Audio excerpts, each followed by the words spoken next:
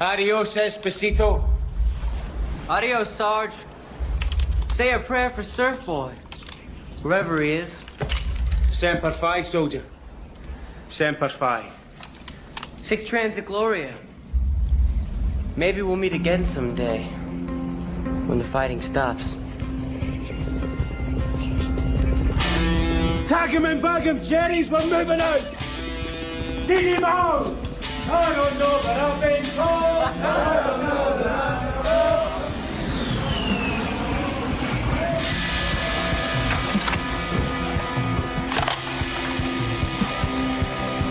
Hello, Esposito.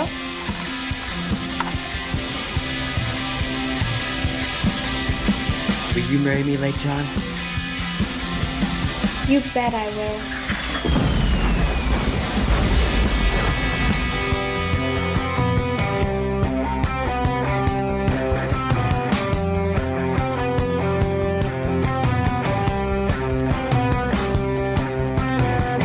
This is what I learned so early. They find it all a different story. Notice who wheels are turn again, feel towards this time. All she has the strength to hold me. Then again, the same old story. Oh, it traveled oh so quickly. Travel first and flee towards this time.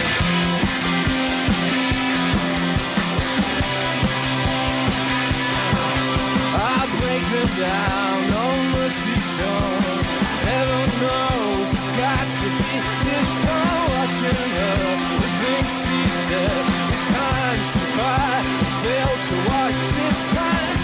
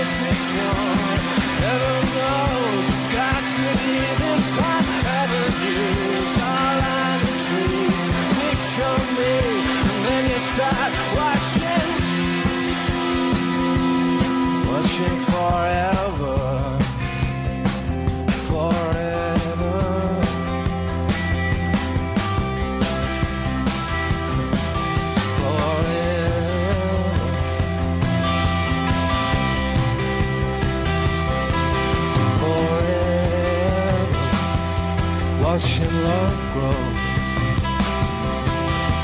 forever. Watching love grow forever. Watching love grow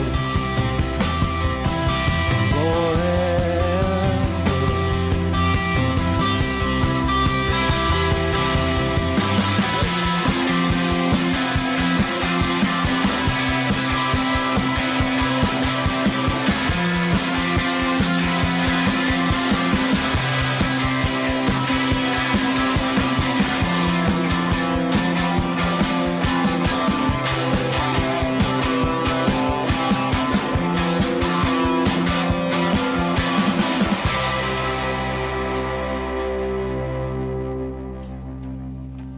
Okay, let's get down to it, boppers.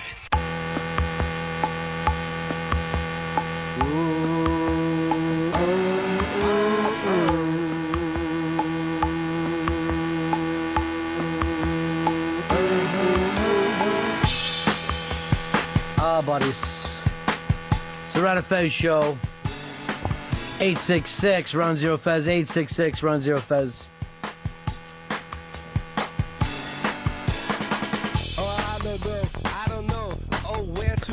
The Redeem Team does it one more time.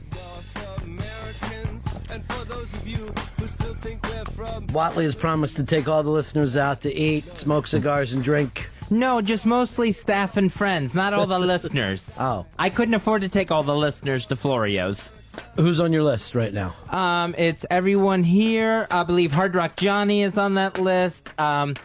Eddie Trunk from the Boneyard on XM. HTG, Sheepy, and Mikey Boy all made the cut. Boy, it's even longer when I say it out loud. Millie Hatchet down?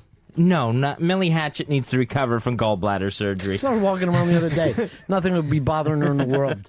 She's like Bruce Willis. She could be shot and still go and do the next scene. Redeemed team kicked a little more ass today over the Aussies.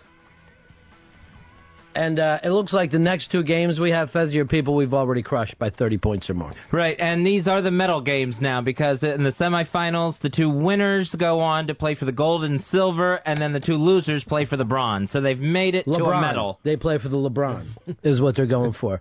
And you could not be bigger stars than these guys are, especially the little dragon is loved in China. How the hell do the Chinese people know so much stuff about the Lakers? I don't understand it. They watch Laker games over there? This is why LeBron wants to get out of Cleveland. West Coast team. Yeah. A lot of the L.A. teams are big in Asia. I had no idea. And San Francisco, Seattle, all those teams are really big in Asia. But you know what? It's not, I mean, you're already going by satellite, so let them pick up some other games. Let them see a little San Antonio, see if they like it at all. They are going crazy for Kobe. Chinese people are chanting MVP at them. Now, the only way they would get this is if they're watching Laker games. Yeah, they are. They're loving the Lakers. They don't even know what MVP means. They don't speak English. I don't understand it because I don't think they get the internet. I don't know if they've got to be getting games. They got to be getting games sent to them from the NBA. And remember how huge Yao Ming is because he plays on the Rockets. The Rockets have huge matchups with the Lakers every year. But you would think that then they would hate him. You know, instead they love him. Either that or rape is big over there. And really, if you think about it, and Earl explain this to me first, rape's big everywhere. There's Earl winning the hurdles. Way to in go. the women's division. Congratulations, Earl. Just a terrific job out there. And looks good in that sports stop. Came out of nowhere to pick that one up. Yeah. Well, the other girl hit the hurdle. And what are you going to do, brother? She was a favorite to win, That's the reason why you have hurdles. So you have to jump over them. You don't like, hey, they're hurdles. Really doesn't matter whether you jump over them properly or not. By the way, some of you kids line up suitcases and practice the hurdles in your own living room after watching this. Here's the other American who choked, Sonia Richards. What are you going to do? Just American choking out there on the women's side. At least the men are getting it done. You know, the best thing we do is get in a pool. We're the best in a pool. Now, I sent you guys, because both of you, I'll call you what you are, haters. Both of you haters acted like that there was some shenanigans going on with Mr. Michael Phelps. Sports Illustrated has beautiful pictures from underneath the pool. And you can see Phelps winning that by 1/1000th of a point or whatever the hell it was, 1/100th. Yeah, 1/100th of a second. I don't know. I looked at the Sports Illustrated pictures, and I'm still trying to see. I don't see Evan's space. Dave, I'm ready to apologize. Thank you. I'm trying to be a big person here. Jesus Christ. There's got to be a point where you say, I get it. I understand.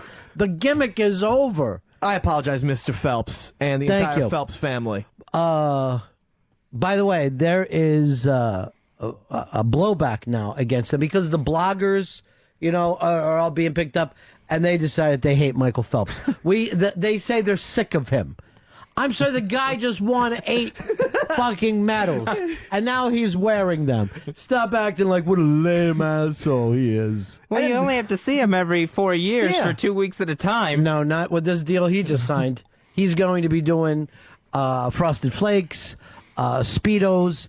He's got over $10 million a year right now, maybe even as high as $20 million a year in commercial deals. So you will be seeing him for quite a bit now. He is the biggest star in the history of the United States, bigger than George Washington. Health people are getting on him about that Frosted Flakes thing. Why? I don't think it makes any difference at all, because Frosted Flakes, it's part of a balanced breakfast. It is. It's all it is, really, is cornflakes with some nice frosted juice on it. That's it. They just frost things on it. So what is their problem? There's not meat in it. Cereal. Well, I wish you would sell meat sticks in the morning. Cereal in general is a way to dupe kids into drinking milk. That's all it's about? Put gummy bears in cereal. It's about getting them Don't to drink say milk. that when Watley's here and he's got a bad heart. Sorry, I forgot. Yeah. Sounds delicious. These gummy bears are fantastic. Speedos should actually be the cereal that Michael Phelps endorses. What did you eat growing up? I ate Lucky Charms. Earl, you had Negroes. What about you, Dave? Honey Nut Cheerios. And I used to get that because I got into them because I used to stutter as a kid, and the speech therapist. The stuttering Stanley. Different.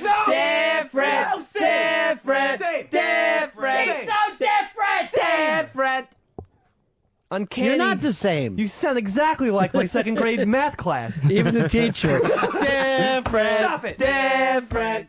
What was wrong with you? Stuttered all the time? I couldn't say S's, R's, and I stuttered. Like Roger Daltrey, and well, there it was again, right there. People try to put me down. Yeah, and so I would go to the speech therapist, and every time I said a complete sentence, it would be like a long run-on sentence too. If I got it correctly, she would give me one fucking Honey Nut Cheerio. Not a bowl, mind you. Not even like 10. She gave me one Honey Nut Cheerio. Did you have to sit back on your fucking haunches? I did. What a stupid thing to do. You're basically saying this kid's an animal. A parrot. That's how they teach a fucking parrot to talk. It's true. And I had to go to speech therapy since until I was in 5th grade. For S's and R's? R's, S's, and I would constantly be asking you to do a report on Sally Ride. It'd be difficult, Fez. Brian, you're on Fez. Hi, how's it going, buddies? I got an Ichiban for you. I need an Ichiban. Ichiban, of course. Ichiban. That means the number one story of the day, the story everybody's talking about. Now, I already gave it away, the Redeem Team. It's the biggest thing that ever happened. What do you have that's bigger than that? How about a pound of cyanide about a week and a half before the DNC in Denver found it in a hotel room? Now, what would it be used for? To try to kill everybody at the convention? Possibly. Terrorist motivations, who knows? Yeah. They found the gentleman, he was dead in the hotel room. Yeah, those guys always fuck up and get a little too close to their own product. It's like when I used to deal, I'd come back and the guy that had cutting it up for me would be fucking dead on the floor. Like, you couldn't stay away, could you? You asshole. All right, big-ass prize closet. Now, I'm not even familiar with this story. You want it, Fez? I had not heard that they found cyanide in Denver. Big Earl Douglas, are you all over this? This is your story from the beginning? You know all about it? You want to give me updates? No, I'm not aware of any cyanide being found in Denver. All right, so don't give that guy a present unless we know for sure. And why would I call it a present like it's his fucking birthday? It's a prize. I can authenticate the story. What can you do to it? Authenticate the story. You know you're being watched today, right? Today's a bad day for you. You threw too many S's into that word. You're having a subpar day. No, I'm not. And there's a merger going on. We just started. I know, but so far you brought up the fact that you're different. I didn't bring that up. You guys started chanting it. And the story is true. They just don't know any details about the guy. They can't find his identity as of yet. And they can't find any... They found no plans of him, you know. Usually there's some plans written down. Somebody just writes plans down. I'm going to kill people with this cyanide. That's how I'm going to do with it. Everyone gets wiped out at the convention. The nomination goes to Geraldine Ferraro. How old are you? Not so old. You're bringing up references to 84. We're trying to fucking reach the hip-hop kids, Fezzy. Oh, okay. All right? It's hammer time. From this point on, I want you to start thinking hammer time. Here is Mike. Mike, you're on Fez. Hey, how are you? I got today's Ichiban. It's Mayor Bloomberg putting windmills on top of the Empire State Building, the Brooklyn Bridge, and other structures in New York to keep it green. Yeah, I heard him talking about that, and he also wants to just start fucking hanging clothes in between the buildings at the Time Warner Center. We're not going to do it. Stop acting like this is a real thing. It's just ridiculous rich guy talk. Windmills is not the way to go. This isn't fucking Holland in the 1600s. We got to move on. We got to come up with some kind of crystal. I watch futuristic movies. They have crystals. Plus, what if it's not very windy that day?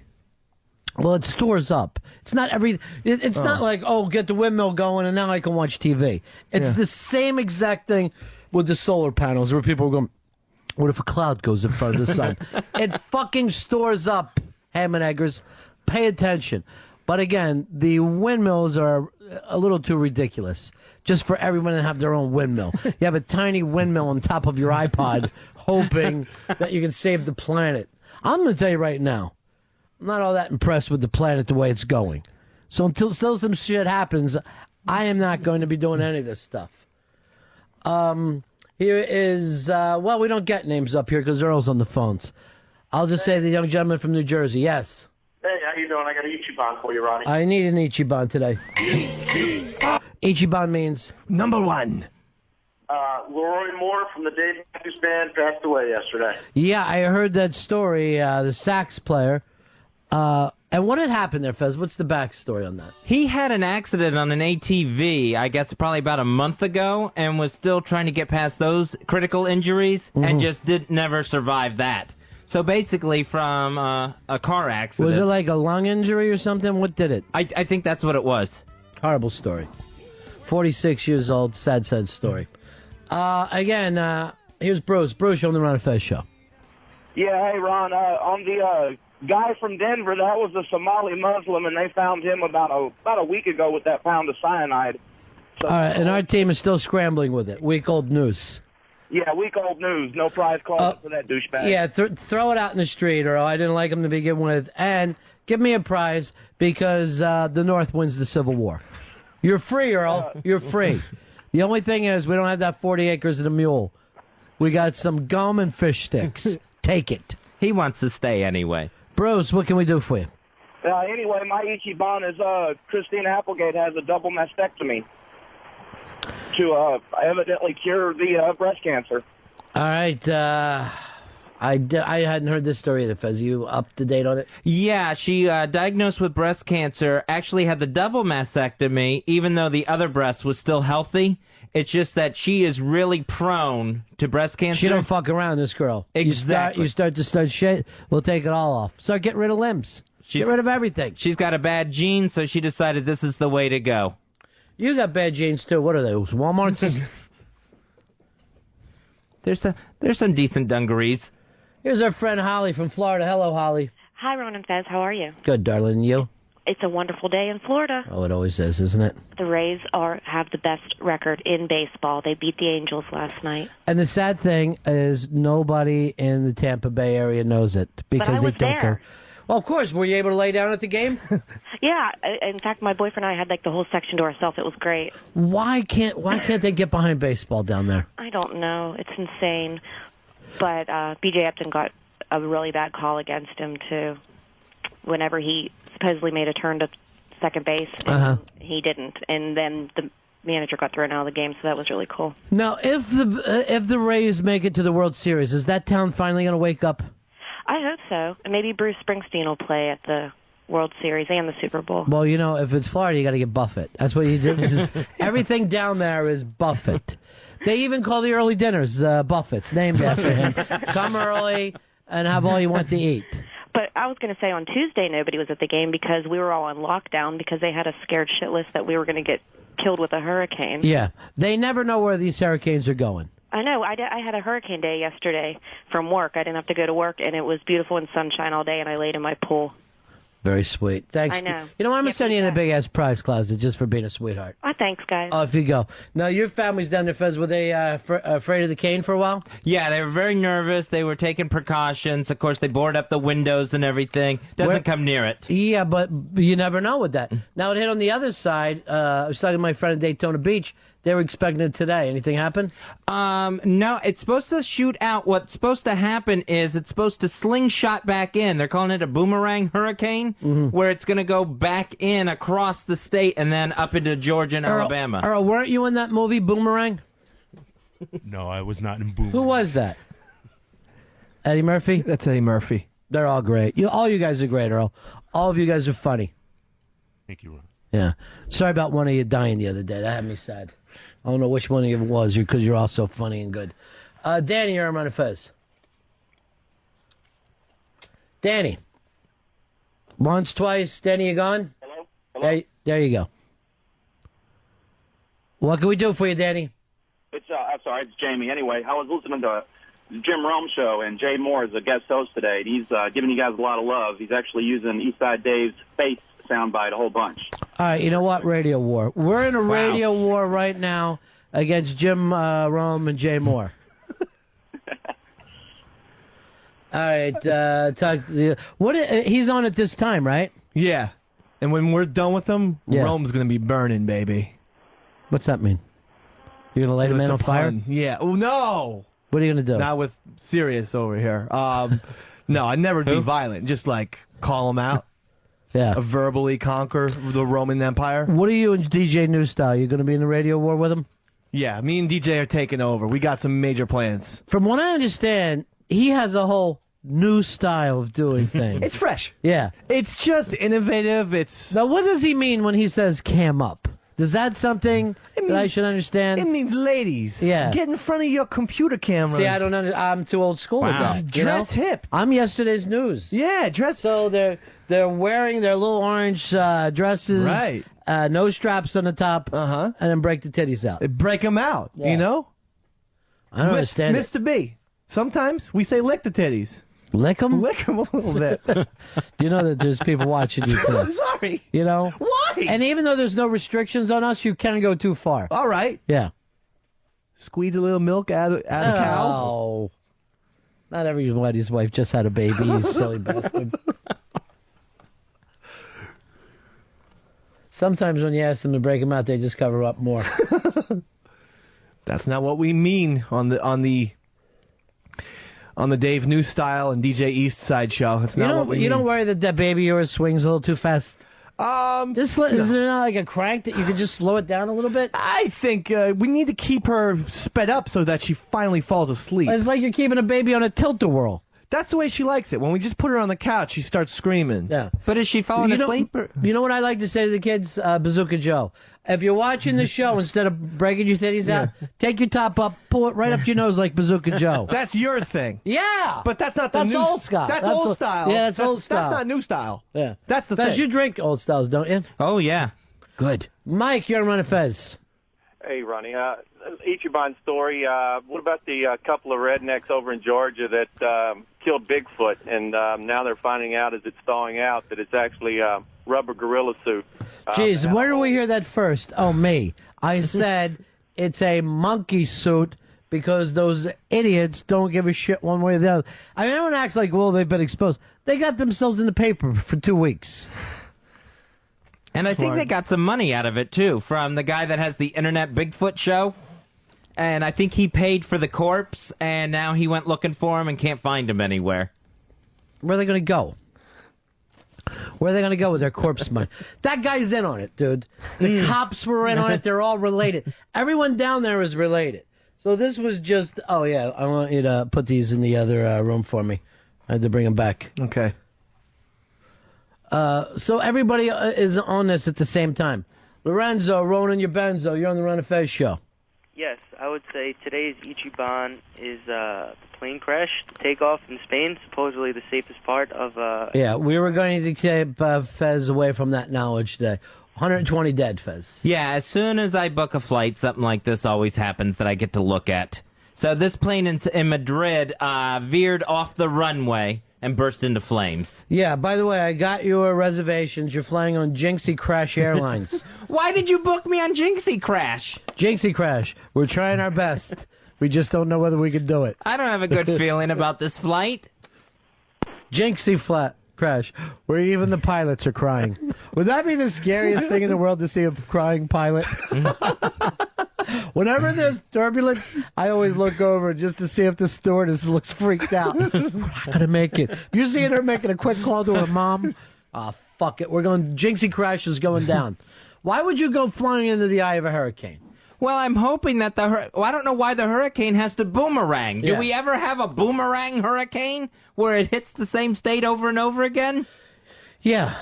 Yeah, remember that one that just spun off forever? Elena. That's why I try to tell you when you're tracking them, you are watching the Weather Channel, you don't know where they're going. I'm trying to pay attention to the cone, as they call it. All right, now I just saw that they now have sticks in a handball game. This is really stupid.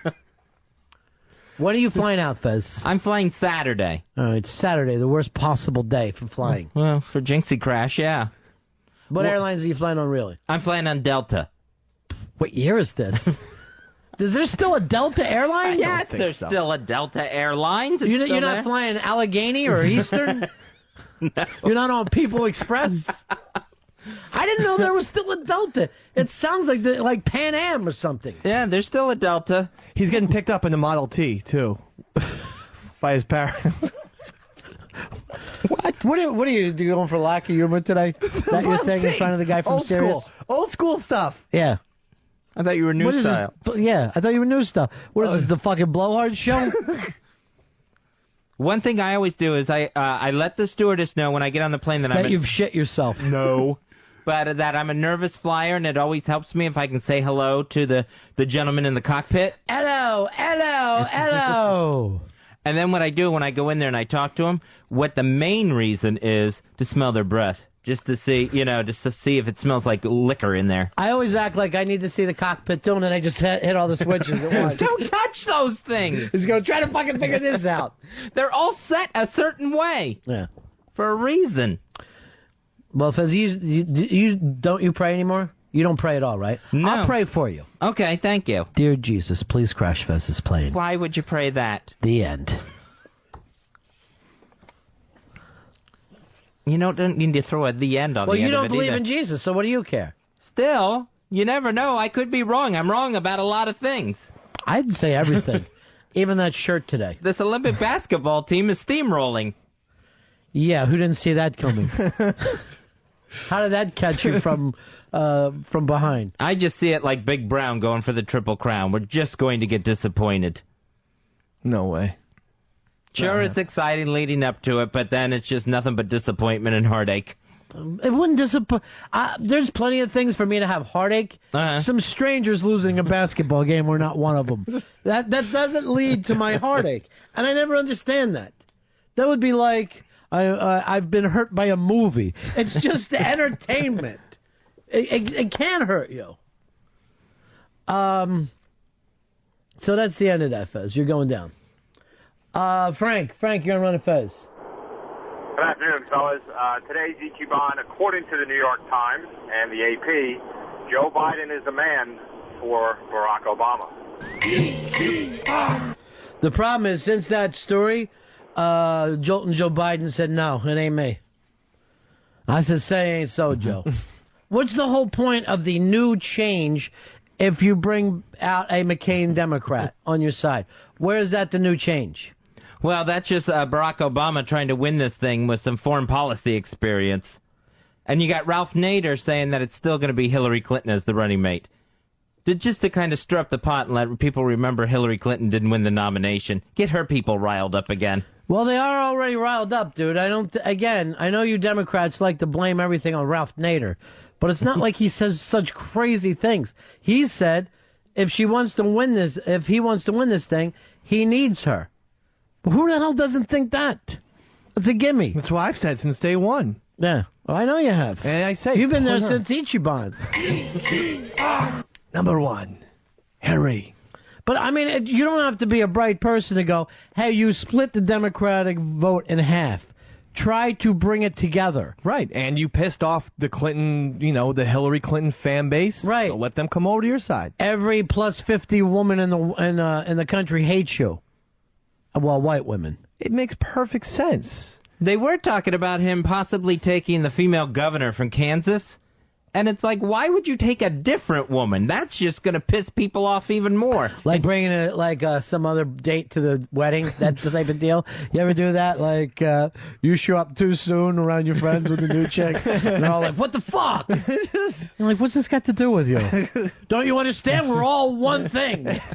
She's got some nerve showing her face around here. But I think it's still going to be Joe Biden. I think he's trying to throw people off the trail. Why would he want to throw people off the trail? The one thing that you don't want in a running mate is tricky. The guy literally said, it ain't me, boys. I'm going to take him at his word for that. So at the very latest, we're going to see the running mate on Saturday. It may get announced before, but they're definitely appearing together on Saturday. Now, the reason for that is why? Why wouldn't you just wait for the convention and have a little excitement? I think maybe it's to get a little bit more news coverage out of it. Everyone knows who he is. That's not the problem. You want the news coverage at the right time. And I would think the convention, you want everybody watching the convention because they don't always anymore. Oh, yeah. So why would you, what is the smart move about doing this up front? I can't figure it out. I can't figure out this Obama. I really don't think he's got street smarts. You know, he doesn't seem like he knows how to pull this thing. I mean, maybe to have some like solidarity on the Democratic side that everyone Going into this, everyone's gonna know. Okay, this is the lineup. Here we come. All right, so that's not a bad proposal. That you walk in and then the Hillary people can't be yelling for Hillary. Exactly. Because you're like, hey, we already got Joltin' Joe Biden. It's done. I can't hurt his feelings. Right, but you know, I mean, that's the only thing. Here's Potter. Potter, you're on Fez. You know what I want today, right, Fezzy? Yes, I do. So let him know. Okay. Potter, what can we do for you?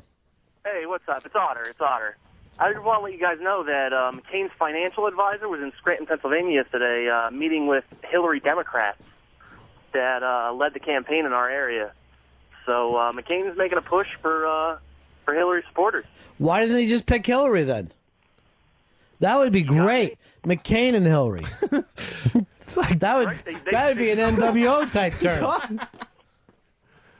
Like once the Beatles broke up, Mick Jagger's like, John Lennon, join our fucking What's band. wrong with that? I would. I'd be keeping my eye all the time on Clapton. Good. I'm glad you're out of fucking that band. We're great. Over here, we're called Derek and the Dominoes. Think you're going to love us. Here is here's Scott. Scott, you're on the Ron and Fez show. Yes, hi. Yeah. Yes, today's Ichiban is some parasailer down in Florida was surfing during tropical storm Faye and crashed into a building and died. Yeah, you want to be real careful because everybody wants to surf during a hurricane, but you don't want to be fucking heading down I-4 down there. You know what I'm saying? You want to at least stop on the beach. You don't want to fucking be starting to head right down the interstate looking for a turnoff to get off. It's a little scary. Here is Ken. Ken, you're on the Ron and Fez show. Hey, I got an Ichiban for you, Ron. Yeah. You might remember the other day when huge Jamaican Usain Lightning Bolt set a world record in the 100 meters. Well, today he set a world record in the 200 meters. Please keep that quiet. I can still get a bet on that tonight. Yeah, you should. All right, thank you. I'm going to give her everybody but Bolt. Take everybody else. I'll take one guy. You take everybody else. That's simple. What's better than betting with a stupid girl? Here's Eric. Eric, you're on the Ron and Fez show. Hey, what's happening, Ronnie? Hey. Hey, Ichiban, the world's been waiting for this forever, actually. Uzbekistan wins their first medal ever in the Olympics. What did they get it for? Some type of gymnastics bullshit. Yeah. All right, and finishing bronze in the gymnastics bullshit. A big-ass prize closet for you, my friend. I'm telling you right now, people right now are loving this Olympics. The rest of the networks are having the worst ratings of their entire career. Less people. They figured out how many people were watching ABC the other day? 7. Wow. Across the entire country, 7. So tonight there's a new reality show they're trying to get people back called Let's Pitchfork Babies. And I can't watch it because I'm going to be watching Bolt, but I am going to TiVo it. Sounds like a ripoff of Let's Pitchfork Cats anyway. It So, does? I'm not going to go But for that. really, I mean, who cares about a cat? Yeah. I mean, you have a baby, right? Yeah, I do. Would you pitchfork it? I don't think I would. But you'd want to see. I'd want to somebody- see. Yeah, well, another all baby. right. Maybe I'll turn around on Yeah. that then. You don't think that swings a little too fast? No, I don't think. But we do have to take the cords down because that swing is propelling at such a rate that if she hits into a lamp cord, she will be decapitated probably. Clear everything out around her.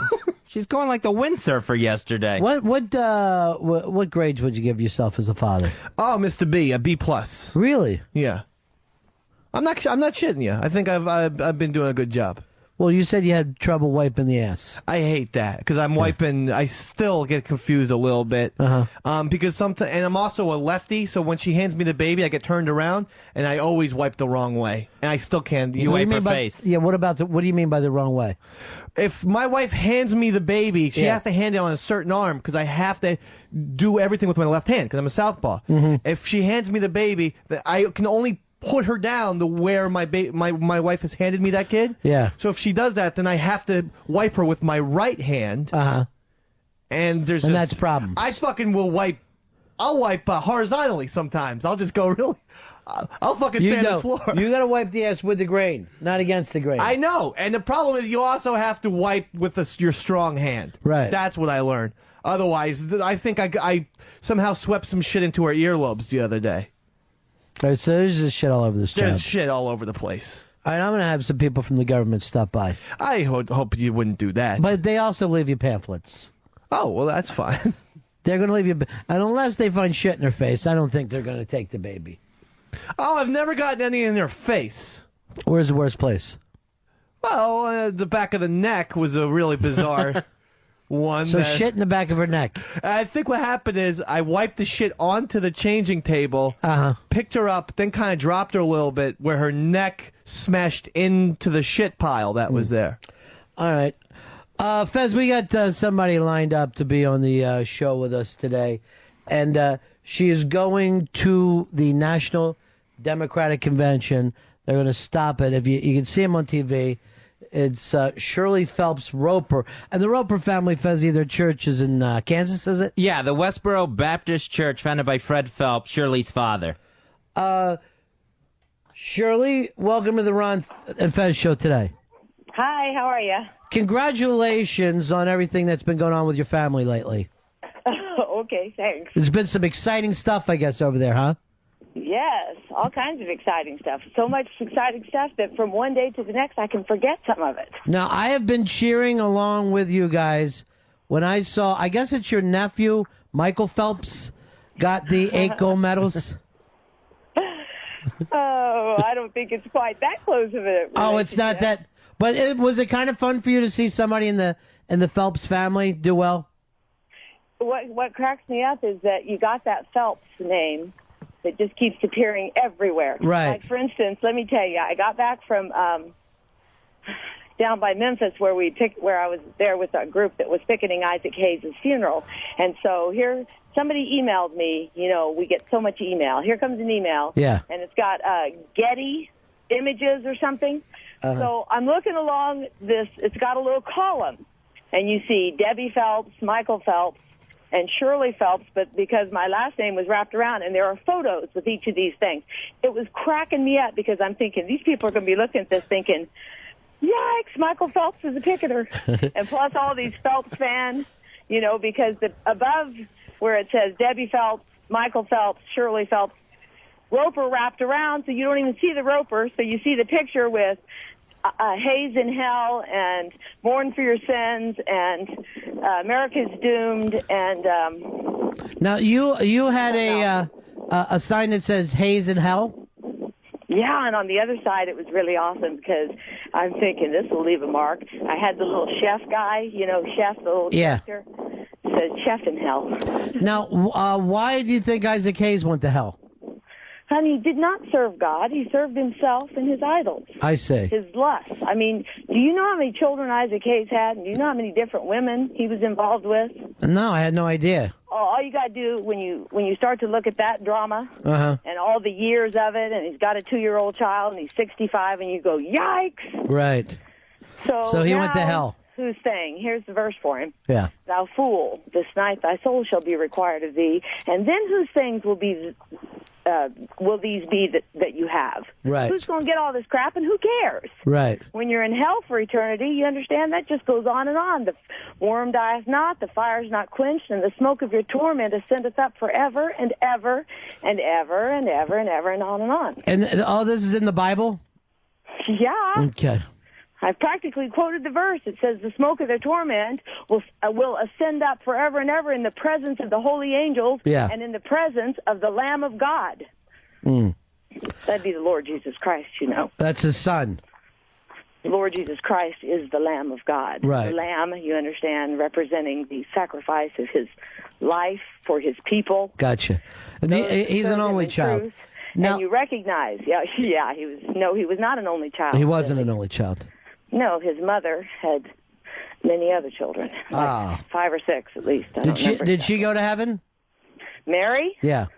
Oh, I think she went to heaven. Good news. And she's outraged every day. Really? Outraged over the lying Catholic pedophile monsters who freaking pray to her and worship her. It's like, hello, she's a human. Get off that crap. If they don't have a human they can worship, that's the other thing about Michael Phelps. Yeah. It's a great big yikes, but they are wearing shirts that say Phelps fan. I'm thinking that can only keep everyone thinking about God hates America. America's doomed. So you can never be a fan of somebody. You can only be a fan of God. Well, yeah. Why would you want to do that? Well, just in that documentary, I saw your dad wearing a football shirt. Several times in the scriptures, you got people that would immediately start to worship, like John in the Revelation. Yeah. And he got so taken up with and, probably a little in this flesh, traumatized by all that stuff he was seeing when God showed him those things in the Revelation, that angel that was standing there with him, that he bowed down and he said, don't do that. Don't do that. I'm a creature just like you.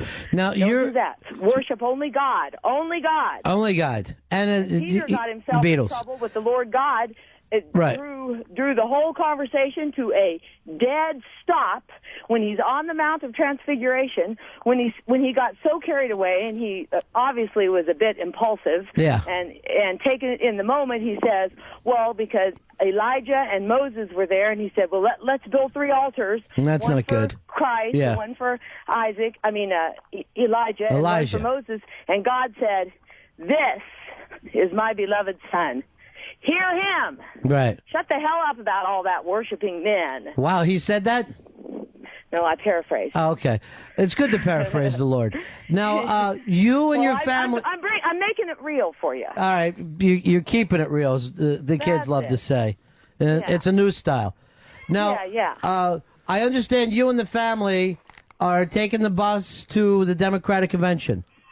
Well, I'm actually going to hop on an airplane with 2 of my little boys, and I'll meet some that are actually driving out because they like to drive. Yeah. And now, why the Democratic National Convention? Are you guys big Obama fans? You're getting behind Obama? God hates Obama. Uh-huh. That's all. Why? Obama is yikes. Obama will do more to bring the end to this nation than anyone that's come before him. Isn't that a good thing, though?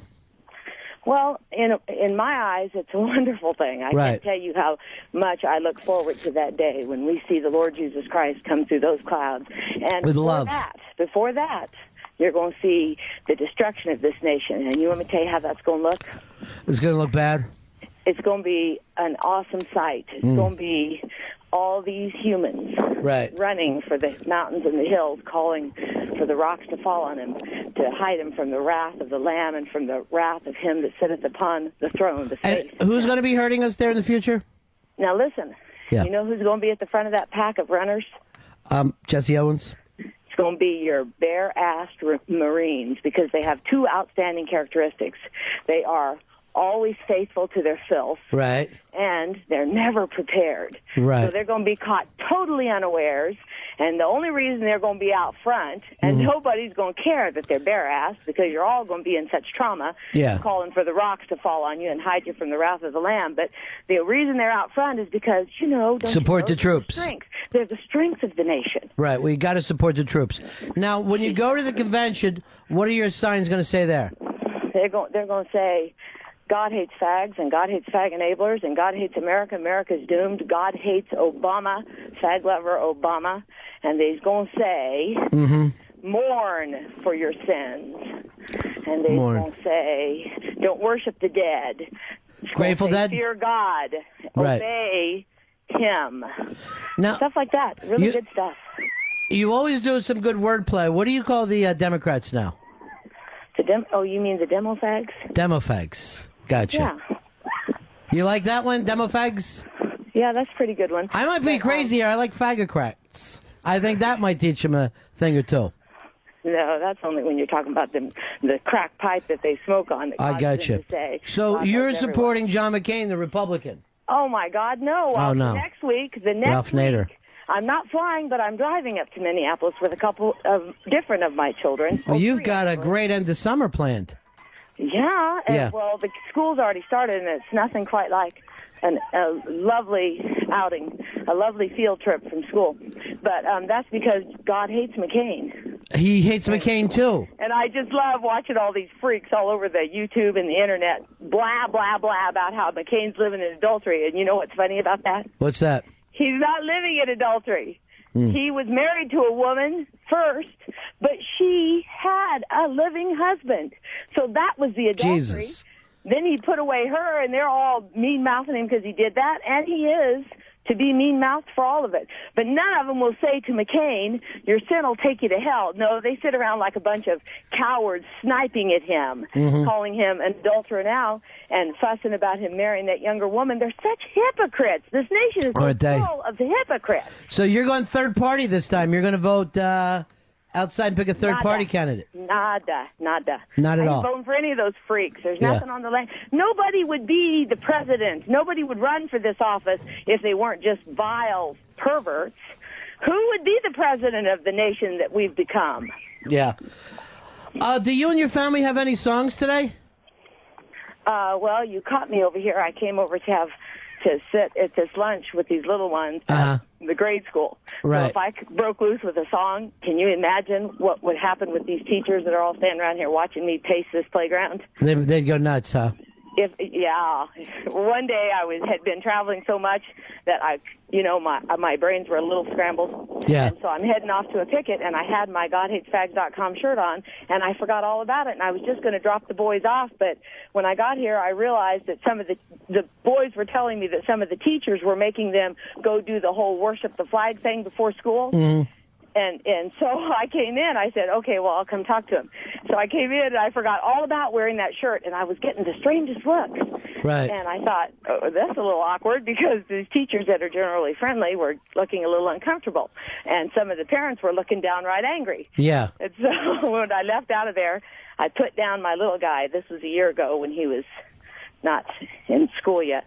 I put him down, and I realized I had that shirt on. I said, oh, yikes.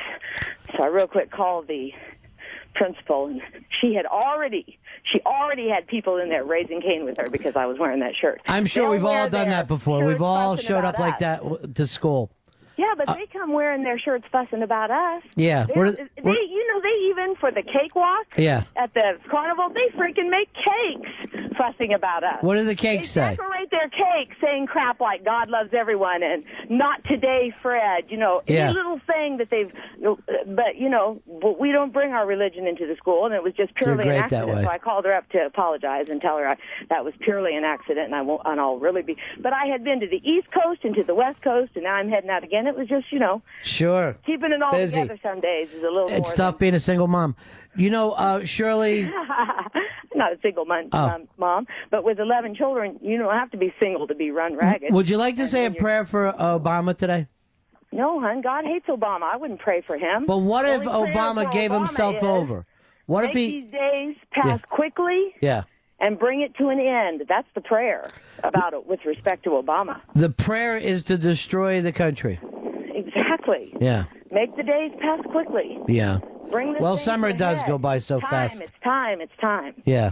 What more is there to do? Why should you be stricken more and more? You just revolt more and more. The whole head is sick, from the crown of the head to the sole of the foot. There are wounds and bruises and putrefying sores, and they don't even have a freaking Band-Aid on. Well, with the Lord's love, maybe we can make it work. He can work miracles with us all.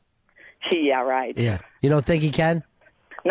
Oh, yes, and he will. Good. And nothing for this nation of rebels. Nothing.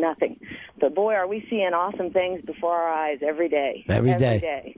Every day gets a little better with God's love for us all.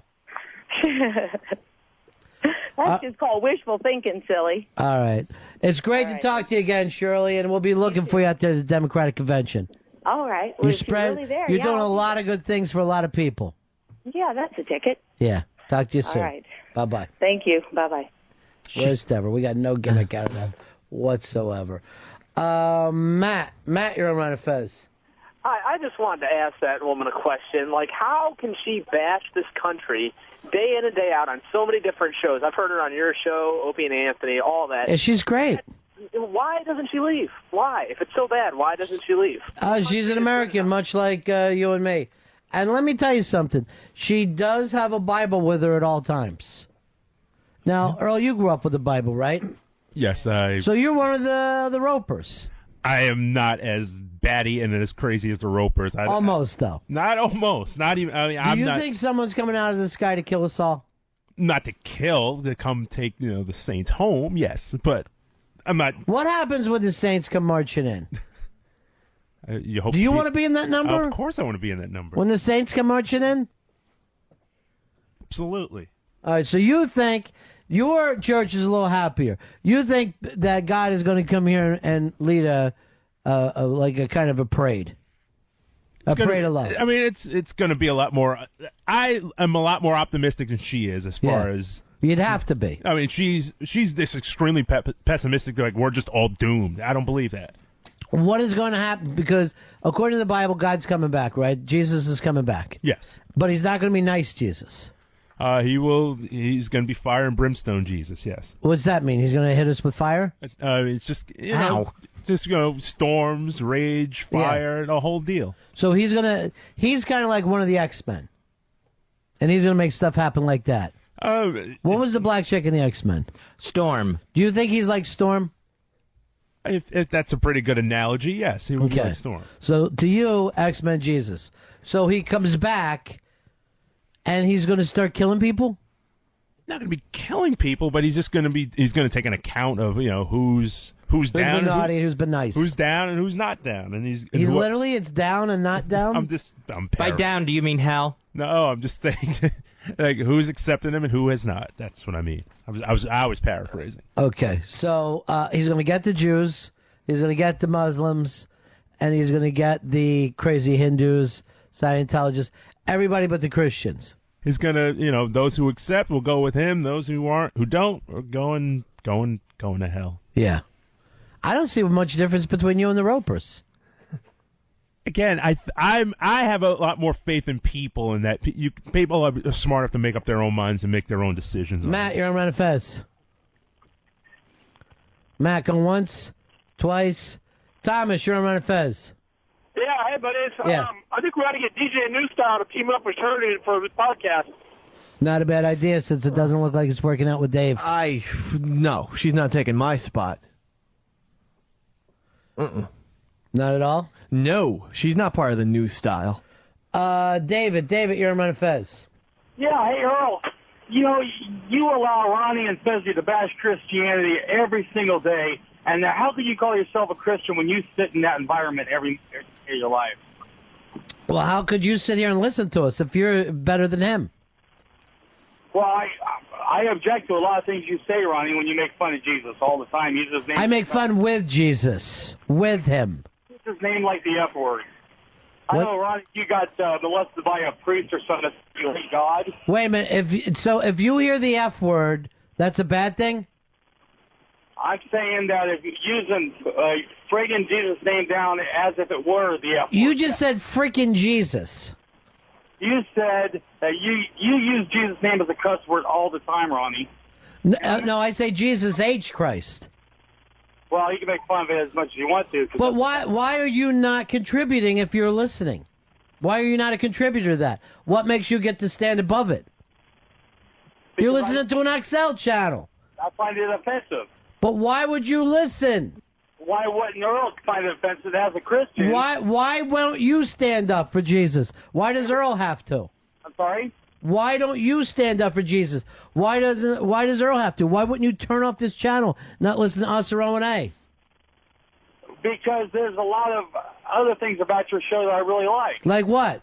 I do object to a lot of things you do say, Ronnie. But but you're able to say, overall, it's a positive show. Absolutely. All right, so you would say that, and yet this thing is so objectionable to you. I couldn't imagine if you really thought that we were against your belief system, that anything would seem positive to you. And Ron, you're asking questions. You're not taking. I mean, you have questions. You have an opinion on it, and that's the cool thing about it. We both have opinions. We can agree to disagree. You have no opinions. Your opinion is this. I don't know why I believe this, because I was told as a child. His point is, well, you're really objectionable. Well, you've done the worst possible thing there is. But other stuff is really funny, so I'm going to keep on listening. Yeah, that part of it is like I can never understand why. It's like if you were so offended, if I were offended, I would say so, or I would leave the show, or do whatever. But You'll never leave this show. Well, that's the problem. If I found out there was one thing I could do to get you to leave, I would say that constantly until you left. Here is John. John, you're on Ron and Fez. John, Hello? going once, twice. Hello. Yeah. Hey, Ron. Yeah. Hey, I'm from Kansas, and it just kills me when these Phelps people call and they do this shit. It is embarrassing. They represent Kansas. That's, to me, is every single person in Kansas. And, the point about the Phelps that I admire, at least they know the Bible. At least they're willing to sit there and say, here's what the Bible says. People are going to be burned up by their father. That is in the Bible. Why does she sound crazy when she says it out loud, and yet you act like, well, I'm a Christian, it's not all like that. We do some good things, like we have cakes. There's Easter eggs, too. Why, though? That's a pagan celebration. Oh, yeah. It's decorative, though. It is decorative. That verse she quoted about wanting rocks to fall down on top of us, that was kind of spooky. Well, he is coming back, right? He's coming back and apparently pissed. Well, let me tell you something, Fez. And what's he going to do about it?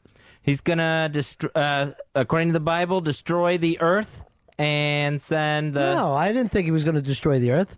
Oh, I thought he was going to destroy... I thought he was going to destroy the human race. I thought he was going to destroy the earth, where it was going to, like, the sky was going to fold up like a scroll. He's going to destroy the earth, Earl? Yeah, it was going to be a new heaven, and it's supposed to be a new heaven and a new earth. So it'll be like Earth too. Just kind of like a flushing out, just kind of cleaning it up and flushing it out. And I apologize to you, Fez. I didn't know that. But that's a different story. That's not a new Earth. That's just like another Noah story. If he's going to flush off people. When did you become a Noah-all? See what I did there? I did. I did a little wordplay. Here's John. John, you're on Ron and Fez. Hey, Ron and Fez, how you doing? What can we do for you? I think Earl is slightly wrong with what he said. But what I believe is that Jesus comes back and takes the followers and leaves the non-believers behind, and then it's 7 years of hell on earth before the actual coming back and destroying the earth. So you got 7 years still to apologize. Yeah, absolutely. Yeah, that's worth it. It's not going to be easy, but you do get another chance. Why isn't it going to be easy? Well, it's 7 years of hell on earth. Well, if you apologize, then why isn't that a good thing? Yeah, but I think you still have to wait out that 7 years. Like if you apologize on day one, you still got 7 years to go. Ed, you're on Ron and Fez. Hey guys, you said that this Phelps lady knows her Bible. Really, she doesn't know. I mean, she takes stuff out of context. She talks about hell. If the book is so perfect, how could you take things out of context? Well, I can take anything out of context, but let me just read you. She says people are burning in hell. Yeah. And in Ecclesiastes 9:5 it says, but as for the dead, they are conscious of nothing at all. Neither do they any more have wages, because the remembrance of them has been forgotten. So if they're not conscious, how are they burning? I mean, how do they know that they're being tormented? And, it talks about loving people, and Jesus set a model, do unto others as you'd have them to do unto you. That's the golden rule. I wouldn't want somebody picketing my funeral. Why is she doing that? I mean, there's only one interpretation of the Bible, but this woman has it all wrong. But if there's only one interpretation of the Bible, why do we have so many different churches? Why do we have so many different Christian churches disagreeing? Because most of these people go out there and take what they want from it instead of... Would you not be one of those people? Why would you be above everybody else that's reading this book? I'm not saying that I am. I'm just saying that that's why there's so much hypocrisy in a religion. Right. So you don't have a book that can unite people. You don't have it. Or else we'd have it by now. Well, I mean, but the thing is, even the Bible says that people would prophesy falsely and, do this in Jesus' name. That sounds like it's you, Ed. It sounds like the Bible has just described you. Call in here. How does that describe me? Because you act like you know you're prophesizing, saying that your way is the way and not the other Christian's way. Here's the thing that Jesus has to look out for. He's coming back here to start fights, right? Yep. How long has he been gone? He's been gone over 2,000 years. Over 2,000 years. Yeah. Well, we didn't have atomic weapons when he was here last time. We've actually built up some stuff. I wouldn't come walking in here acting like it's going to be a cakewalk storm. I don't know. Jesus against nukes. I still think Jesus would win. How, like swallow him or something like Superman did? How's he going to do it? I mean, he's the son of God. He can pretty much do anything he wants. Well, then why don't you get rid of the devil?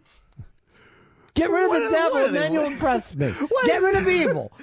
I was gonna say, is this Dr. Evil? Just keeping the devil along, counting down? Well, what's the point? Devil, his bad James Bond movie. It's not a bad James Bond movie. They'd fucking kill him already. Will, you're on Ron and Fez. Hey, Ronnie, what's up? What'd you say? Hey, man, I was hoping you'd give Shirley Phelps a heads up about that detention facility they built specifically for this convention over in Denver. You know, here's the deal. They never get busted. They're all family lawyers. They know exactly where to stand and how much of their freedom of speech they can use. You never see them try to stop people or get too close. They know exactly what they're doing at all times. Here is Justin. Justin, you're on Ron and Fez. Hey, Ronnie. Yeah. What's going on? I agree with you. I mean, everybody just basically takes what the Bible says and says, oh, I'm that way, so it has to be it means whatever advantage you want it to mean towards you. Absolutely.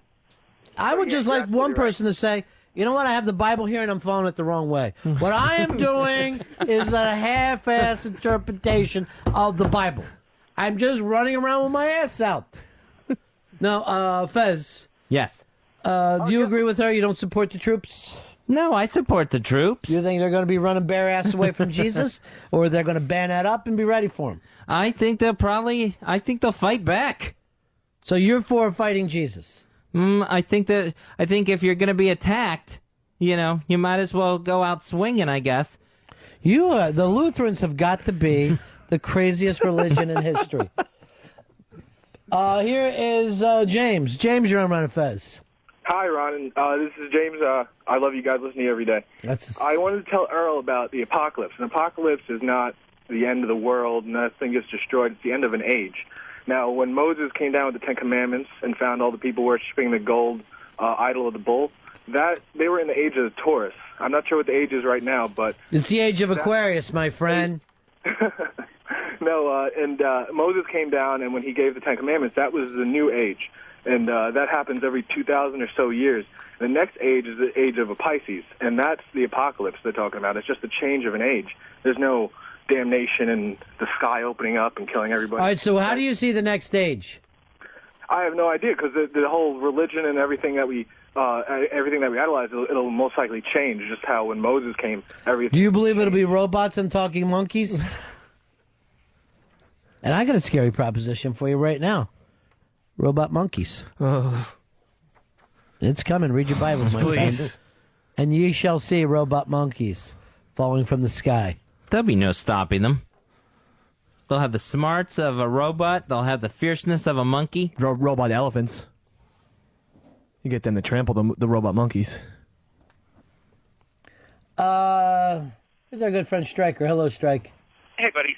Hey, yesterday morning, one of the local talk show hosts here in Denver was talking about Shirley Phelps coming to town, and they confirmed this morning she does not have a permit from the city for the protesters, and they're not issuing any more permits. So if she's here protesting, yeah, she'll probably get to see that detention facility. She never gets busted. You never hear about this family being arrested. I'm sure she has all her paperwork laid out. Say this name for me, Fez on line 9. Maria. Hi. Hey, Ron. Sorry, my husband's screaming in the background. Hi, Ron. I'm a big fan of yours. Thanks. Me and my husband are. And I just wanted to say I'm Muslim, and we believe that, Jesus is going to come back, and there's going to be a day of judgment. like, right after he comes back. So it's kind of the same thing that that you guys have been talking about, but, I mean, a little bit different because everyone's got their own interpretation, and ours is so similar. He's going to kill everybody. My husband's being silly. Oh, yeah, I know, but I get scared of silly Muslims. Remember how silly 9/11 got? Well, now, so you think the same thing as Earl. Jesus is coming back, and he's going to be mean to people. No, not mean to people. That's the only thing that's different. You think he's going to come back nice, and it's going to be like a jazz funeral. It's going to be a march. He's going to come back and kill the Antichrist. Ah. So just mean to one person. Yeah, he's only going to be mean to one person, and then it'll start the Day of Judgment. And then what happens? And then everyone will be judged on their sins. And Will we get Israel back? I'm sorry? Will Israel now be under Palestine rule? I have no idea. That's the important thing, I thought, to you folks. All right. Who are you rooting for in this coming attack? I don't know. Yeah. I don't know. All right. Bye-bye, darling. All right, bye. I love you, bye. Thank you. You did very, very well with the Muslims, Fez. Very, very well. Doing great. Ryan, you're on Ron and Fez. Hey, what's up? I was just going to see if Earl believed in dinosaurs, because a lot of people out here in the South don't. Earl doesn't believe anything that we have proof of. Well, I just can't. I obviously they roam the earth, but I just couldn't have the concept of dinosaurs and humans coexisting. They didn't. They did not coexist. You're thinking of the Flintstones. Yes, but they were here before us. Yes, but there are some who believe that there was a coexistence. No scientist ever believes there was a coexistence. You're confused, Earl. Or stupid. When did anyone ever say they coexisted outside the Flintstone show? Well, there are people who believe that. What? Name one. I don't know off the top of my head, but nobody. I'm going to tell you now. There's not anyone. So you believe that the dinosaurs were here for millions of years? They were extinct, and then it was the time of man. Yes. Okay. Now, how old is the Earth? Well, according to the Bible, that timeline they gave is 6,000 years. Okay, but what happened millions of years ago that you just said you believed in dinosaurs? There were dinosaurs. Obviously, there were other creatures roaming the earth. But again, how could there be if the Earth is only 6,000 years old? That's one of the things that I wrestle with it. There's certain things in the Bible I'm confused about and I question, and I don't. Have you ever drawn in the Bible? No. Did you ever underline any of the words? It seemed like they could be bad, like the cock crowed and the underlined cock. No, but ass was always every time that was mentioned in church, everyone just you could hear the kids snickering. He said ass. Yeah, and it comes up numerous times in the Bible. Like fuck that ass, get that ass. No, I'm an ass-eating bastard. All right, this came from Crack.com. This is the 5 greatest things that ever accomplished while high. Francis Crick discovers DNA. Thanks to LSD. After doing LSD, he was able to supposedly see the makeup of the universe and came up with DNA. Had his wife actually draw the double helix. That is amazing. That's something that, I doubt if there was even a theory on. Well, this was the theory. This is the theory. Francis Crick had the theory. His eyes turned into microscopes. Well, no, it's not that he saw smaller. He just... let's face it. Everybody gets these kind of thoughts when they trip, but nobody is a fucking doctor. Mm-hmm. This guy was able to put together the trip thing. Sigmund Freud brought around his therapy while on cocaine. Number 3, Coca-Cola was invented with cocoa leaves in the making. Looked, taste, felt like Coke. It used to be like, liquid Coke for people. Number 2, and I can't believe this isn't the highest, the great Doc Ellis, the Pittsburgh pitcher, pitched a no-hitter while tripping on acid. Unbelievable fate. Fuck Michael Phelps. This is the most impressive thing anyone ever has done while high. And number 1, Moses eating mushrooms when he saw God and was given the Ten Commandments. Wow, I had no idea Moses was doing shrooms when he got the rules. You would think that maybe if he was high, that the rules wouldn't be so strict. That it's all the things you can't do. That it would have been things, all right, enjoy this, enjoy that. Well, these are commandments, because he goes up, and the ancient guys, they used to, try to get as spiritual as you possibly could. You wouldn't eat, you wouldn't drink, so you start to hallucinate a little bit. And then also they would add whatever psychedelics they had at the time. So supposedly he was high on shrooms. Did you know this one, Earl? They teach that in your class. No, that sounds crazy that he would be high on mushrooms. Why? It wasn't illegal then, before you make a big deal out of it. I'm not saying it was illegal, but... Mushrooms were just considered food. He was supposedly gone forever, so long that they're like, he's not coming back. Well, we're not going to see Moses around here anymore. And he was in the fish. But I just don't... The band or the food? The band. I just don't believe there was I never found the phrase like, hey, drop some shrooms, and then he was wandering around the desert. He didn't drop them. He ate them as part of the ritual. I'm sorry, I don't know my drugs. Dropped them on the ground. Yeah. I never heard anyone dropping shrooms before. You drop acid, you don't drop mushrooms. Unless you're clumsy. Did he drop some pot? No. You know what? I might drop 2 beers. Wrong term. All right, Jesse, you wrote down something for us today. Where's your head at on this? Taxi Driver. Taxi Driver, what about it? The film? Yeah. I think the writing process used like 6 days, right? 6 days? Yeah. On cocaine. On cocaine. So, who wrote that? It was Paul Schrader. Yeah. Schrader. Paul Schrader, yeah. So he was snorting coke. 6 days later, he comes out with Taxi Driver. I think so. I've never come out Filming with and everything. I never came out with anything on a run. I would literally just all I'd ever really do was make bad phone calls. Well, it seems like pointless to work. Yeah. Well, coke you can work on a little bit. Yeah. It's always terrible. Same with meth. You can really sit around and you're like, I got a lot of shit written on meth. And then you go back and look at it later. It's just fucking god-awful. It's just terrible. So, Taxi Driver, written on cocaine. Not in the top 5. Did not make the top 5 today. They don't like Paul Schrader. What else did he write besides Taxi Driver? He's a hell of a writer. Blue Collar. Blue Collar he wrote? He wrote and directed Blue Collar. I think he wrote and directed American Gigolo. I think he did I help hope he out didn't know American Gigolo. with Raging Bull, I thought. Yeah, great writer. And then you don't really hear about him anymore. No. I know he was like a big boozer, too. No, they'll make you a bad person. Yeah, he did the screenplay for Last Temptation of Christ, City Hall, Light Sleeper. Did you like Last Raging Temptation Bull. of Christ? I enjoyed Last Temptation of Christ. I didn't think it was blasphemous at all. Except the part where Jesus doesn't decide to die for our sins and start a family. No, that was a vision. That's all that was. He had a vision while on the cross. I didn't take it as that. I didn't interpret it as a Then vision. you didn't watch the end of it when he ended up back on the cross. I watched it. All right, I'm going to have to rewatch that film. Supposedly that is the vision that the devil gave him while he was on the cross.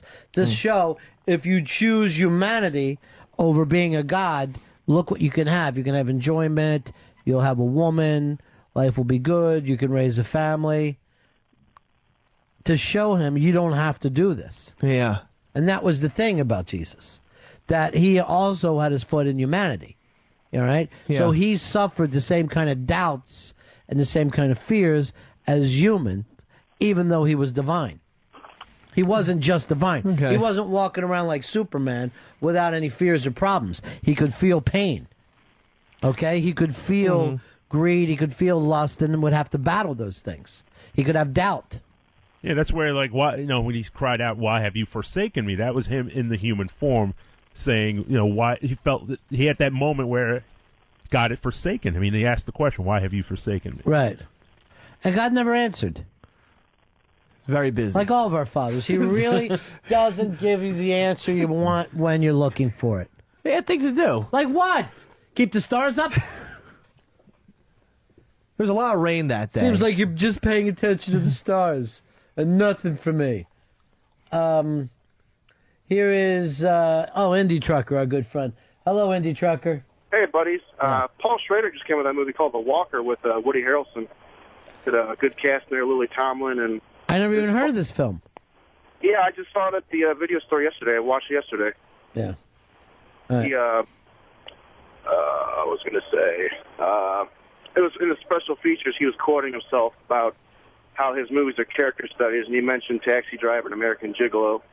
And I didn't know that he made those films, and I looked them up, and it was funny how he kind of quoted himself there. Yeah, just brilliant writer. Paul, you're on Ron and Fez. Hey, guys, good afternoon. Yeah. Hey, Earl? Yeah. Dude, if Jesus is God, right, because this is what you believe, and God kicked the devil out of heaven, how can the devil then turn around and tempt God? It's all mythology, dude. It's like Zeus and the rest of the Greek mythology. You know, it doesn't make sense. You go to church on Sunday because that's the worship of the sun god, and they had to make everything nice for everybody so they play together nicely in Rome at the time. It's all a fairy tale, dude. Come on. All right, thank you very much. Now, what do you say to that, Earl? Well, first of all, again, that's his opinion. That's not what I believe. And God made himself in the flesh and took on a human form. And when you're human, you take on human character. But then when you say God took on a human form, right? Yes. Then who was he talking to when he said, "Why hast thou forsaken me"? He was talking. I mean, to again, himself. He was basically talking. God the Son was talking to God the Father. So basically, he's saying, "Why have I forsaken me?" Well, I really let myself down today. Sounds like Watley, doesn't it? Stupid. Yeah, that was him and as his most human form. He's asking God why. But he is God. Yes, he's God's son. Yes. What do you mean he's God? Is he God or God's son? He is the Son of God. Right. So he's no longer God. He was pretty much half man and half God. All right, so he's half man and he's half God. And on the cross, he became all man and took on all the sins of man. And which asked the question, why have you forsaken me? Now he felt forsaken. What's got you upset about that? Because then that's no sacrifice. Because if he became all man, then it wasn't like he was making a huge, a tremendous sacrifice to die for us. Right. Because the main thing is that he could have gone away from the cross in a split second because he was part God. So I totally disagree with Earl's right, logic. but even your way of, let's say your take on it, that he's God, right? Yeah. If he's God, and he's had eternal life before and eternal life after, of nothing but bliss, right? Yeah. What would that 33 years be for him? That's nothing. That's not all that impressive. 33 years when you specifically know you're going to go to heaven. Isn't that a lot easier than us on the planet now who don't remember the past, who can't picture a future with outside this? I mean, we're the ones with the fear factor. We're the ones that are looking at mortality, where Jesus never really had to look at mortality because he knew what bliss was like before his time on earth, and he would be able to picture out what bliss would be like after. The rest of us can't picture it out. That's why we make like silly little things up of, yes, I'll see you at heaven and I'll have a house near you. We still make up these little embarrassing childlike things, even as adults. You hear adults doing it. We have no idea what that would be like. So we're the ones in the real place of fear. Right. Never God. But do you think that, God might not have given him the ability to remember the past? So he doesn't remember heaven. He didn't know he was the Son of God. I'm not, no, what I'm saying is, if me and you were writing this script, that would be an interesting thing. Well, that would be my take. But it's already in the Bible that it's not that way. Well, no, my take would be that when he was born as a baby, okay, he grew into it. And by the time he was like 12 years old, he's like, oh, yeah, you know what? I remember. I'm the son of the God. Right. But it doesn't mean that he's going to remember those, being God. He never remembered. So when he was describing to people what heaven is like, my father's house, blah, blah, he was making that up. Well, he didn't have a sense of memory then. I'm not saying Let me check with Earl. Yeah. Earl, did he understand what heaven was? Yes. In my father's house, there are many rooms and many mansions, and he knew he was going back to paradise because that's what he told the guy on the other cross. He said, this must be like living in paradise because I don't want to go home. He said that? I believe so. Yeah. It was him or David Lee Roth? To the guy on the cross next door. Here is Jack. Jack, you're Ron and Fez. Hey, Ronnie. Yeah. Hey, Jesus was mortal when he walked the earth. He did not become divine until he spent 3 days in the tomb and ascended to the throne in heaven. That's when he became divine. All right, so how was he able to do miracles? That was just a gift from God. But Jesus on earth was mortal. He just had a But he's not mortal if he's walking on water and able to turn water into wine. I mean, he definitely had skills. Yeah, well, I have to agree with you there. Maybe I'm not saying it right. So that's not a mortal. A mortal can't do the things that you're describing. That would only be somebody with extraordinary gifts. Well, he was the mouthpiece for God, but like... What do you mean the mouthpiece? Like the PR man? In essence, I mean, that's a crude way to put it, but I mean, I think that was his main job. And I don't think, for instance, say Jesus simply was hungry, that he could have multiplied those, he could have turned one fish into 12 fish because, I'm Jesus, I'm hungry. But you don't have any backup for that whatsoever. There's nothing in the Bible that has anything to do with your theory. You're just now saying, forget the Bible. I'm just going to say my own story. Jesus couldn't do anything for himself. He could only do for others. There's no proof of that in the writings. Right.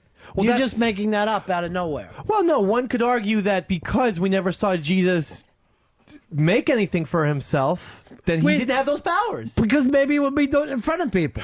But why wouldn't he be back at his house and go like this? I want a sandwich from the future. And I'm going to call it a Whopper.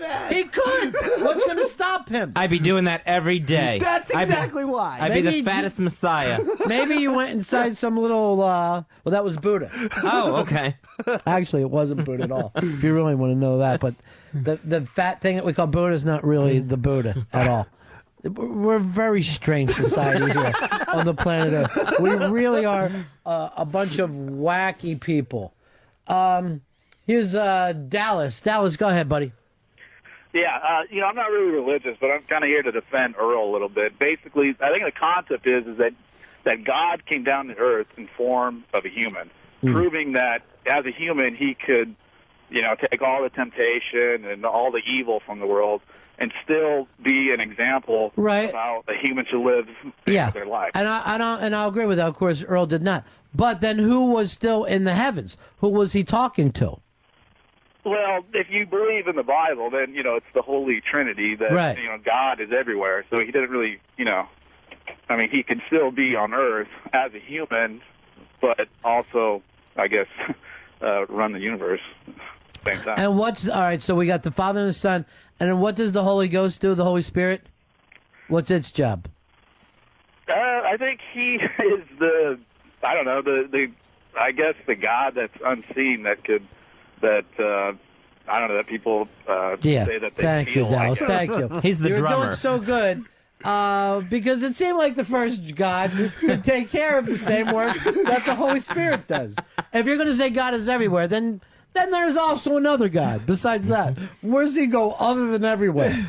Other places. Well, I tell you, it is really strange why Christianity wants to pigeonhole itself into being monotheistic. Thank you. No, I mean, I don't understand it. I don't understand why we just can't say there are three different gods. Oh, really, Thank four. you. Because Mary's a fucking god, if you ask me. Well, first of all, please don't blaspheme Mary if you're a Catholic boy. Mary's God. But four, we're not comfortable with a feminine deity. We used to be, people on the earth used to feel like, okay, there can be feminine deities. Since Christianity, even though Mary is put at these places, since that time it had to be brought back. Why? It was making the women feel a little uppity. The women feel a little uppity. I mean, we'd still have a couple guys in Jesus and God. I agree with you. A fog, whatever. I agree with you. I think it's really strange why we have to go back to the one. We're saying 3 and 1 instead of just 3. Yeah. We're not comfortable saying 3. We have to say that all the 3 is 1. It's perplexing, really. It is perplexing, which is my point from the beginning, as people turn around and say, well, this Shirley Phelps Roper doesn't get it. I'm saying I don't see anyone really getting it. Nobody across the board seems to get it. If we could, there would be one single church. But there's not. There is tons of them, and everybody's right in their church. One thing we all agree on is gays are bad. I think we all agree with Shirley on that. That the real problem on the planet Earth seems to be gay people. That's the only thing Christians can agree on. And they're everywhere. Rich, you're on Ron and Fez. Check out Queer Town. Hey, what's up, guys? Yeah. I just wanted to tell you, how Earl was speaking about, what he believes, and I respect Earl for what he believes and everything. But the story of Jesus is a story that is in basically every, ancient tradition. Ishtar in India, even like the strongest story is Horus, Heru in ancient Egypt, about, Osiris is the father, Isis is the mother, and Heru, of course, is the son. It's the exact story. And I agree with you there. And Earl, of course, doesn't read about these other religions. But the odd thing is, Jesus, in terms of mythology, was not the first virgin birth. He was not the first to die for the sins, nor was he the first to rise, right? But it's kind of interesting that those stories keep coming back. What is it about humans that love these kind of stories? When we bring up mythology, no matter where you go on the globe, people have had some kind of mythology. It doesn't seem like any culture was like, you know what, we live here for a while, we die, and that's the end of it. We always need more than that. Don't you think it's something that might make our lives a little more, or what people might think makes our lives a little more significant, why we're here, a reasoning to what we do, whatever the case may be? Yeah, but why wouldn't we ever, before we get into that place, why wouldn't we ever think it's extraordinary just to be here now? That if you want a miracle, how about this miracle right away? Something exists. And we're part of that something. We're here. We're able to experience the things. No one, that never seems to be good enough for anyone. That you can listen to music and be outside in the sunshine and meet chicks and fucking eat great food. That never seems to be shit for people. That is normally leans to, well, what else is there? That's why I'm in the spiritual depression. That's why I like to go home immediately. You're sitting waiting for a miracle to come to you when you do not accept the miracles all around you right now. It's baffling to me. It's absolutely baffling. Don't you think maybe like the first set of human parents also probably used it as a punishment tool to keep their kids in line? That if they don't stay in line, like the Santa Claus, exactly. But just the reverse, yeah. That God's gonna fucking come down there. God's gonna punish you. Period. So what is it about this, Fez? If you really can take this world for granted, right? Uh-huh. And would you say that you do? I definitely do. All right, now this question's being asked you. Why won't you get bored of Eden and take that for granted? What is it about the next place that you feel like is going to be better than here?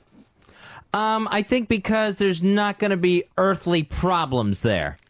That, there won't be disease and there won't be, death and injury and fires and stuff like that. So why don't you enjoy the days that you have that aren't like that? Why aren't you having good days? At what point, if you can't show any enjoyment for the miracles on earth, what makes you slightly think that you could enjoy the miracles of the next life? I'm not really even getting this anymore. Here is Steve. Steve, you're on Fez. Hello, gentlemen. Yeah. Hello, Fez. Hello? Yes, I'm there. Hello? Go ahead. Okay. I can go back to the Holy Spirit and explain what the Holy Spirit is. Basically, if you are a Christian and you believe in the Trinity as one God, three entities, the Holy Spirit is the entity that is your counselor, is kind of that voice in your head, is that feeling you get of when you're about to, and maybe, Ron, this doesn't apply to you, you get that feeling of, I should do this, I need to do this. So, David, please don't try to explain anything more about God. He doesn't know what you're talking about. But it's amazing that you feel like, for the point that he gets, he's still able at the end to say that Dave is stupid. All right, so he's saying the Holy Spirit is Jiminy Cricket, that little magical cricket that sits on your shoulder and says, you don't want to do bad things, you want to do good things. Gotcha. I know what the number 2 is. I can do it. I'm now reading sign language. So when he gives me the sign 2, you don't have to write down 2 for me. Here's Lee. Lee, you're on Ron and Fez. Ronnie, hey, I'd like to back up Earl. I have talked to Christians before who believe that dinosaurs and men were on the earth at the same time, that there were dinosaurs on the ark. And I was flipping through my cable channels last night and came upon these two guys that had a piece of stone someone had unearthed in Texas, and they were saying it had a dinosaur footprint and a human footprint on it, the same piece of rock. I don't know where they come up with this stuff, but that's what they were selling. Now, here's what you need to do. Take this and do the carbon testing, do scientific testing, and I'd be all for it. I would be all for it. But Earl, I want you to know something. I have no problem thinking, if I could find the proof, that men were riding around on the back of dinosaurs. I would find it fascinating.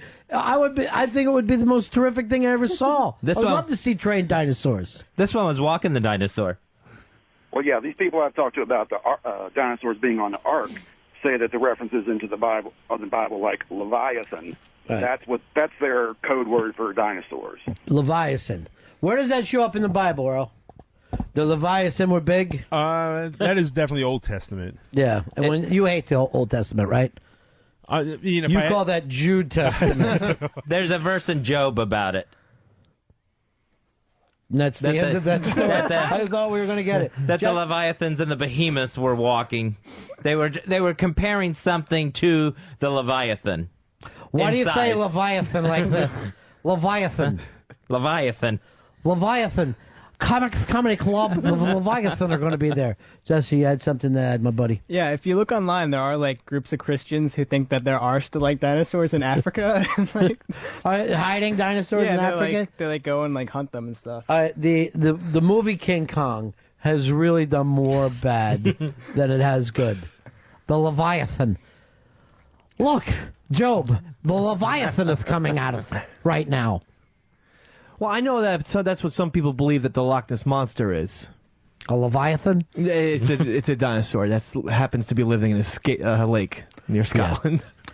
No one believes in the dinosaurs or in that lake except for people selling shit at that lake.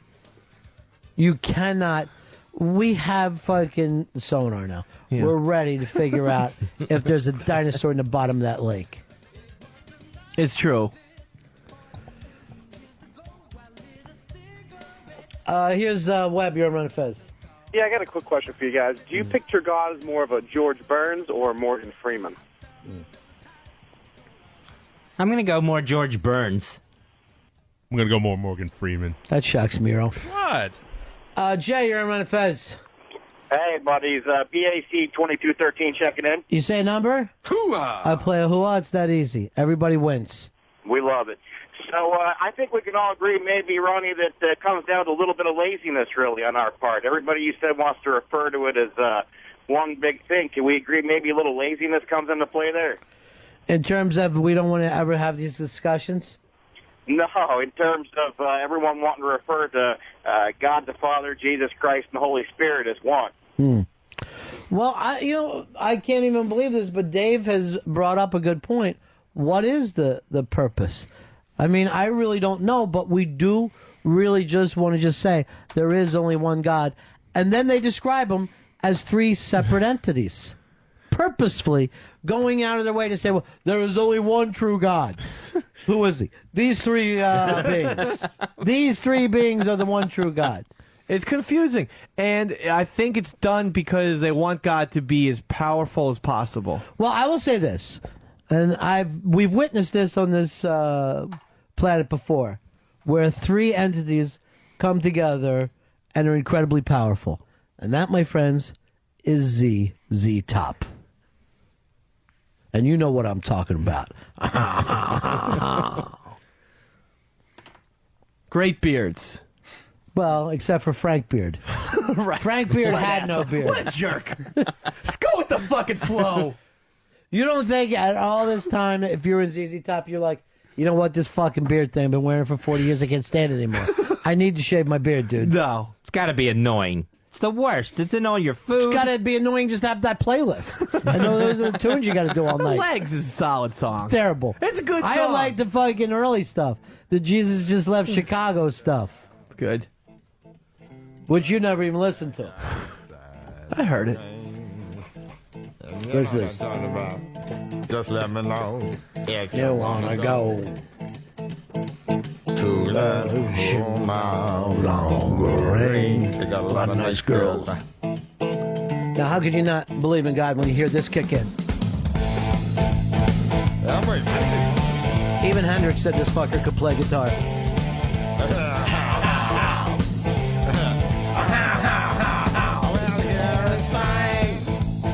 If you got the time, try dropping a fucking tab to this. Yourself at home, and here is time. I'm all there every night, but now I might be mistaken.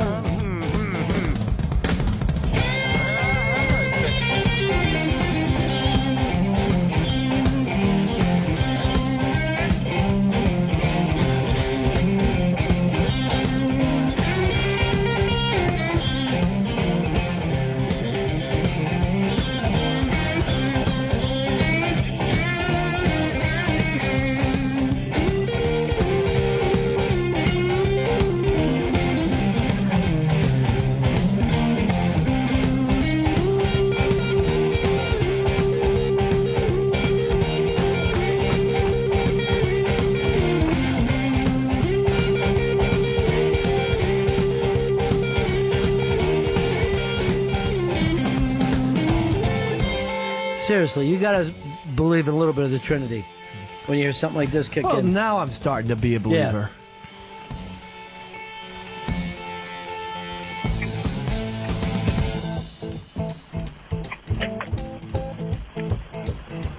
Keep it going for the mile. Japanos out here earlier. Hey, Danny, you're on the Ron and Fez show. Danny. Hello? What can we do for you, Danny? You're on the air, buddy. Danny going once, twice. These phones are shit in the bed today. Ben, you're on the Ron and Fez show. How you doing, Ronnie? What do you say, my friend? There's a scientist by the name of Ken Ham. He has a museum in Kentucky, and he's got a lot of proof there that dinosaurs was around the time of man. And they do a lot of interesting things there, like with the Ark and stuff, proves that all the animals could have been on there and everything. No, how did they come up with proving that all the animals could have fit on the Ark at the same time? Well, basically what he says is it wasn't, like all kinds of different dogs. It would have just been one dog. And Why? You would have had to have every species, right? Do what? You would have had to have every species. Yeah, you would have had a... Particularly since it's only in the last 6,000 years and you guys don't believe in evolution. So you really would have needed one. You would have needed two of everything. And then to hope that none of them got hit by a fucking truck later. You know what I mean? Like, one of those animals couldn't have fallen off a cliff. It's not that you don't believe in evolution. Mm-hmm.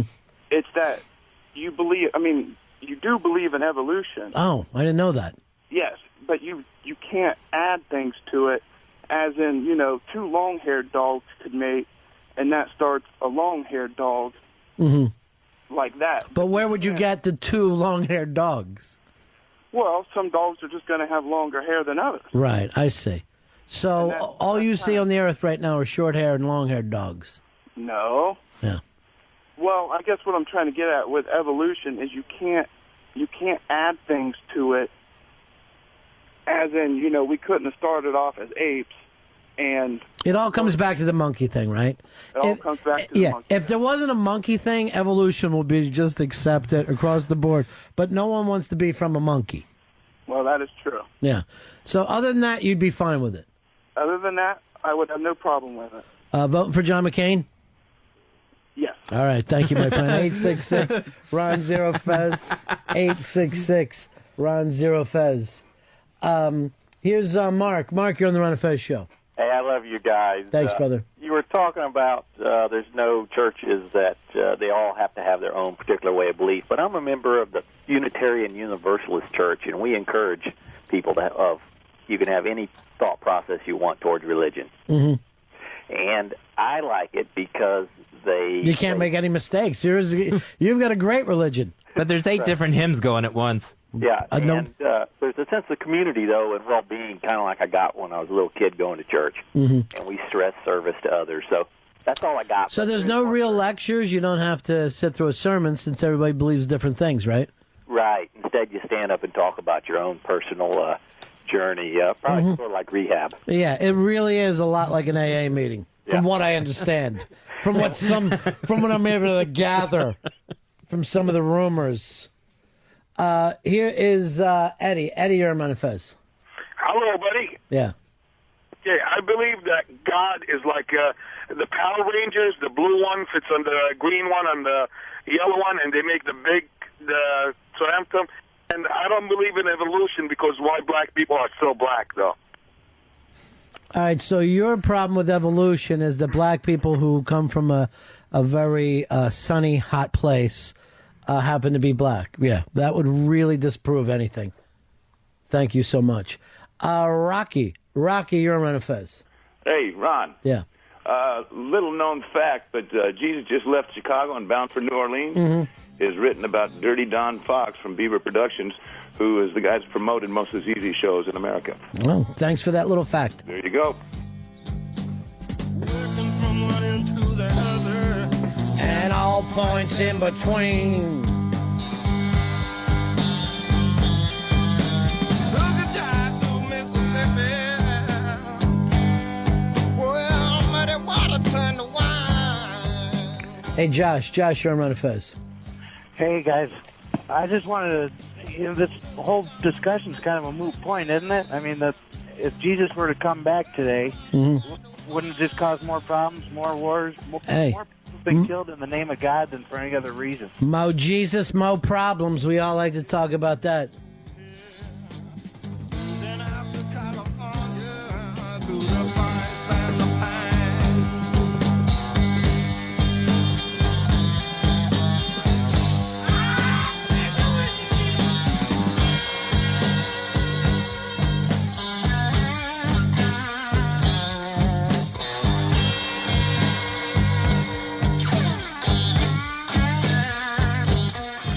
Will, you're on Fez. Hey, buddy. Hey, Ronnie, you sound like $1 million today, man. Feel like $1.380, my friend. I'm not going to lie to you. Hey, I don't know if you guys remember, but Earl wrote a report a couple years ago where he was supporting that whole 6,000 year and that sort of thing. I remember it completely. It seems like Earl forgot. Yeah. Earl forgot his own belief system. And today he tells us that the Earth is millions of years old and dinosaurs once roamed. And he doesn't understand how people could believe that dinosaurs and humans could be together. Wait a minute. I didn't say... What I basically said was I cannot grasp the concept of humans and dinosaurs roaming the Earth together. And yet you did a report on how they did and how there were baby dinosaurs on the Ark. Yes, I did that. I still. Why don't you do a report on this? Who can adapt to Ron faster, me or Fez? And both of you, I want to same point, both of you on the same time, on the same side, trying to come up with who can agree with me faster. Now nobody's answering. Is that it? The deaf mutes. Here's Chad. Chad, you're on Fez. Hey, how's it going? Yeah. I was watching this science program the other day that it was about religion and church being taught in school, and that they had this one scientist on that was talking about irreducible complexity, which was saying that they took this amoeba and they said, well, once you break it down to all the proteins, it no longer functions if you take out one part. Well, and they had this other scientist that came on and said, well, it's kind of like a mousetrap. If you took off the trap part, like the spring, it doesn't work as a mousetrap anymore. It works as like a tie clip. And then he showed other amoebas that were missing these proteins, but worked in different ways. So I'm not really sure. Like I think evolution is kind of a, it's a given. Yeah, it definitely is a given, and we can know it pretty quickly just from how many times have we come up with a medication that would stop something like smallpox, and we're like, okay, we've ended it, and then this germ starts to mutate into something else, and and has mutated a way around the vaccine, and that happens over the course of 40 or 50 years that we can come up with some of this stuff. Because we thought we've stamped out a couple of things. We have not. That's the weird shit about it. Smallpox. Yeah, I don't want smallpox, do you? That's back. Yeah. Guess who's just used the term smallpox? Who? Me. Oh, I didn't That's hear what you. started this. So go stand over there. Who can agree with Ron and Fez? Right now, I got an early lead by Dave. Oh. Yeah. But it's great. I love to stand. You know what I want to call the show? Echo Chamber. I just want to call the show Echo Chamber. And it might be like the Holy Trinity. Like we can all be the same thing but share a paycheck. That could be the fun part of it. Gabe. You're on Ron and Fez. Hey, what's up, fellas? Yeah. Hey, man, I'm from Texas, and 10 years ago, I was 17 at the time. I was actually on that site where we pulled that rock out that had the dinosaur print and the human footprint within 2 feet of each other. Mm-hmm. It was it's absolutely, I thought you might have said it might have been faked or something. No, I didn't say anything. What I'm really willing to say is this doesn't seem to be a famous discovery in the scientific annals here. Why don't you send us information on it? Send you information? Yeah, absolutely will. I would love to read all about it. I really would. Sounds All right, fascinating. and one more point. Mm-hmm. Yeah, you guys are getting confused between evolution and interspecies mutations. They're very common. We can see, like you said before. So you don't believe in evolution? No, sir, I do not. Why is that? I just, I've been. I believe in the Bible. I believe. But are you a scientist? No, sir, I'm not. Okay, I thought that you were. All right, but send me information on your finding. I would love to read about it. Oh, yes, sir, I will. All right, thank you. And you don't have to call me sir. I know everybody down south likes to be a little more, Mr. Sir. Yeah, I don't understand, Mr. Buddy Sir. You know what I think is, to me, rude? What? Eating in front of others. I like a slice of pizza. Okay. I like to eat a little slice of pizza. I got a $50 bill in my pocket. Burning a hole, I still not you. What are you doing with a 50? Casey's father came over the other day. And you gave me $50. Said, "Oh boy," said this place needs some sprucing up. You know that you're a man when your father-in-law fucking tucks a 50 in your pocket like you're a hooker. And you want So listen, let me say. So you thought what you would take is the $50 for your baby. Buy your boss a slice of pizza. You say you're hungry. The baby doesn't put food on my table. And you don't put food on the baby's table. Look how cute that baby of yours is, though. She's starting to sit up a little bit more. She's these doing days. great. I can't believe how big she got so fast. She's a fucking... Her neck got really strong quick. Yeah. Well, look, to hold up that head, it had to, because her head has grown so much since she was... How old is she now? She's going to be 3 months on the 23rd. So that's like, Wow. 4 days from now. That's going fast. She's a quarter of a year old. Yeah. You got to get a little fourth of a cake. So let's have a little pizza party. No. Today. I'm not going to eat the baby's pizza. Rod, she drinks from bottles. She doesn't have teeth yet.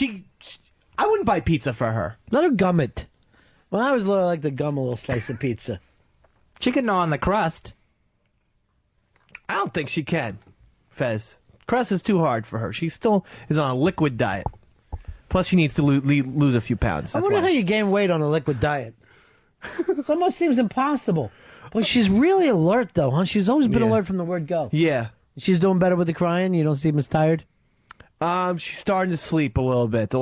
This week has been fantastic. When they're that age and they're a little like upset at night, and it seems like they could be gassy or colicky, it's good to blow smoke in their face. I didn't know that. Yeah. Okay. Any type of smoke? I mean, cigarette, cigar. Yeah, cigar, okay. joint, whatever you have. All right. You would never smoke pot in front of the baby? No. And how do you get high? I don't want to do the drug. Booze, you know. You ever hold the baby while you were drunk? I'm not going to comment on any of these. Have you held the baby while you were drunk? Well, someone had to change the diaper that day. Ever held the baby while you were sober? The wife was sleeping. So you're saying he's never sober? I think rarely. This one day a week drinking, I don't believe. You know what's really funny, Fez? I got to ask you this. I see that you'll tell a joke like that and then you sit back and giggle. And I'm always wondering, like, how does someone make themselves laugh? Because to me, laugh comes from surprise. Do you not know that you're going to say these things? You just say them? No, I know I'm going to say them. So I don't know why I'm giggling. I didn't even realize I do that. Yeah, you do it all the time. Then I sit back and giggle. You'll do a joke and then you'll laugh after like you just heard it. You might be the Trinity. Cracking myself you never up noticed that you do that? I had no idea that I do that. Yeah. That's weird. And I always It's think annoying, too. I hate people like me. You don't like when people do that? No, when someone laughs. Like Rich Little always laughed at his own impressions. I'm sorry, who? Rich Little. I hate that. People don't remember Dan Carvey.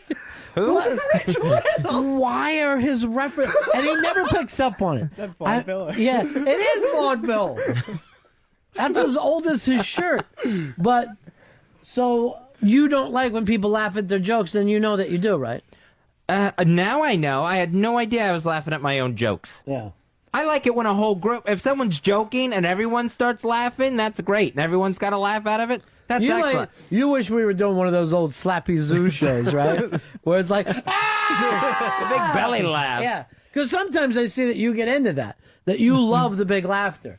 And I never, go for it because I figure I'm at work. I have to think of lines for everyone else. It doesn't occur to me. I had no idea I was giggling at myself. Please, continue to point it out. HTG says, if Fez doesn't laugh at himself, no one else will. Oh, that's nice. Took a cruel You didn't turn. think that was funny? No. I wonder if she's sitting back chuckling to herself now. Oh. She kind of ruined the mood here. Yeah, well, she crosses lines. I like to say she crosses lines. A lot. Yeah. Picket lines. What picket line? Name one. If anything, she sets them up. Roscoe, you're on Ron and Fez. Hi. Yeah. Fez is laughing at his own self-satisfaction from saying that. It's not that he's surprised, from like a joke. Mm. You get it? No, I don't understand what you're saying. That it feels good for him to tell that joke. And so he's laughing at it, that he did All right, it. so he's laughing out of self-satisfaction. You are Right, so satisfied with the line that you delivered, you give yourself a little giggle. That's even more pathetic than being surprised by your jokes. That is bad. Yeah. That's awful. Oh, God, Why I are you hate judging that. yourself? Because that's an awful way to be. Should I not have pointed this out? Well, you've been aware that you've done this for a long time. I had no idea I was doing this on a regular basis. You didn't know that you laughed at your own jokes? No. I had no clue. Did you notice, Dave? Because you'll laugh at your jokes, too. Don't seem to be upset about it. Yeah. It doesn't bother me. But I do see you as being surprised because you don't know what you're going to say or what you're going to put up your ass. That's true, too. Did you just think of something funny, Fez? Is that why you're laughing? No, I was laughing at your line about Dave. Yeah, not a lot goes on in my head. You can't wait to... No, you just laughed at that. You just said, I laughed at your line about Dave. And then you said... I am awful. I'm out of control. Stop me. This is a horrible way. Oh, right. Now we've got the full hour with the therapist tonight, Phil. Why? Because he's just why do you take it as a negative? Why can't you just take it as this is something that I do? Yeah. Because I don't like that behavior. It's not a behavior that I approve of. Why? You're Rich Little. I'm going to give you somebody you know. Rich Little. Awful to sit there and laugh at yourself. Why? Why would that be awful? Give me one reason why it's awful. Because it's too uppity. It's too egotistical. It's narcissistic. I mean, Dennis Miller used to laugh at his own jokes. You're Dennis Miller. Wait a minute, that's a reference that's too new. That's the 80s. You've got to go 68 and back. You're like the King family. Oh, okay. I've seen Chris Rock laugh at his own material. Yeah, I'm sure a lot of people do it. Why are you mad? All I did was ask you a question, and now you've taken it as a negative. I just wondered how somebody could be surprised, because to me, laughter is always like, I didn't expect that. You know what I mean? It's just like you can't tickle yourself. Right. I didn't know that you could make yourself laugh. I think the first thing I thought of when you said it to me is, how does it physically look to other people? So I think that was the first thing that took me out. Do I look like I'm over here just slapping my own knee? Derek, you're on Ron and Fez. Hey, Ronnie, I got a reason why Fez is laughing at his own joke. Why is that? It's probably because he's nervous that no one else is going to laugh at it, so he's got to be the first one to do it. Yeah, because a lot of your humor is so cruel-based that you have to say, I'm having fun and I'm not trying to hurt. Because if you really take your fake laughter out of it, I don't think there's much difference between you putting someone down and you making a joke. So maybe you're just saying, this is me having fun. That could be, maybe it's my safety net, so that the other person doesn't take it so personally. That's also not a conscious thing in this. Sure it is. In this reflex giggle. If you're doing that, it's definitely conscious. What you're saying there is a conscious thing. Subconscious is that you don't know why you're doing it. Oh, yeah. But I mean, it's not like I, plotted it out. Like, I'll make fun of Dave and then giggle, so Dave doesn't really get his feelings hurt. There was no I can't imagine there. I can't imagine for a second you care if Dave gets his feelings hurt. I really don't. Nor does that tiny 0.5 Michael Phelps millisecond giggle prevent me from getting my feelings hurt. This is funny because you know how you have a guardian angel, Deb? Yes. And she'll say to me, hey, that Dave is really sensitive. Stupid. And some of the things that you say can be hurtful. And I'll say this. I don't give a shit. I go, this is his job. Yeah. Some days he's going to get his feelings hurt. He's in the pool with the big boys here. I understand that as well.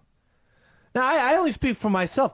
I like laughing. I mean, I keep it as simple as that. Maybe Fez just likes laughing. I mean, Do you, Fez? I like laughing. I really enjoy laughing. Why are you so embarrassed about it then? You look all upset. I'm humiliated because it's something I'm doing that I didn't know I was doing. You know who else does that? Bush. You remind me of George W. Bush with the little fucking hyena monkey laugh. Mark, you're on Ron and Fez. Hey, Fezzy, I don't think it's necessarily you laughing at your own jokes. I think it might be you just laughing at other people laughing. That's what infants do. If you're laughing because there's laughter in the room, you're a fucking baby. Well, laughter is contagious. My dog does that. Says who?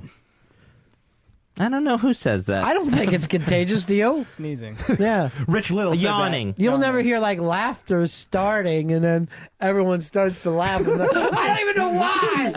I just hear laughing.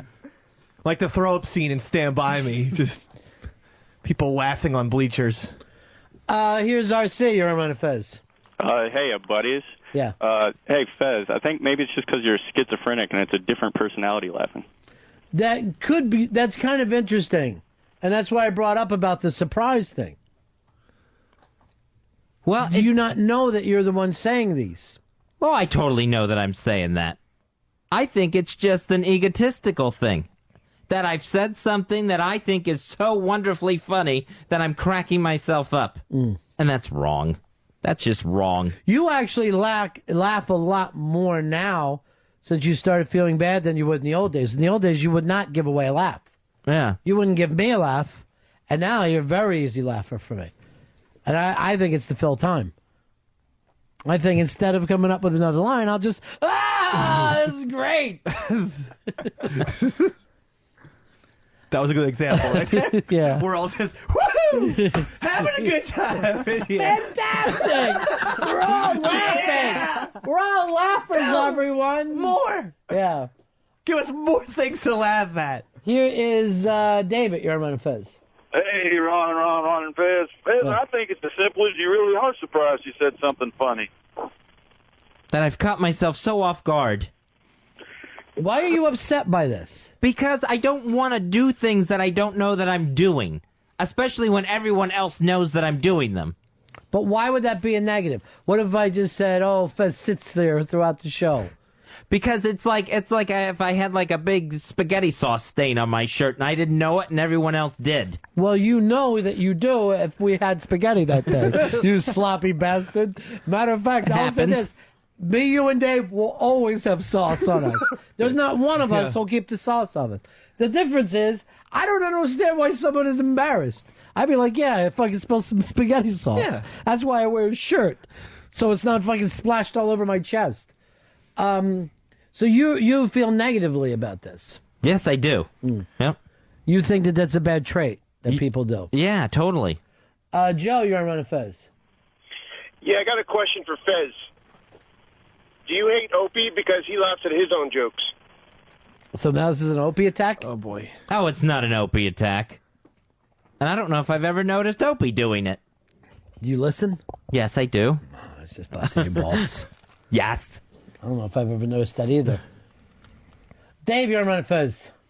Yeah, I hate to take the attention off Fez, but Dave's going to make a great dad, taking pity money from his father-in-law to spend on pizza for the guys at work instead of his wife and kids. It is pretty pathetic. True family, man. Oh, Dave. aren't you all the answers, Dave? Yeah.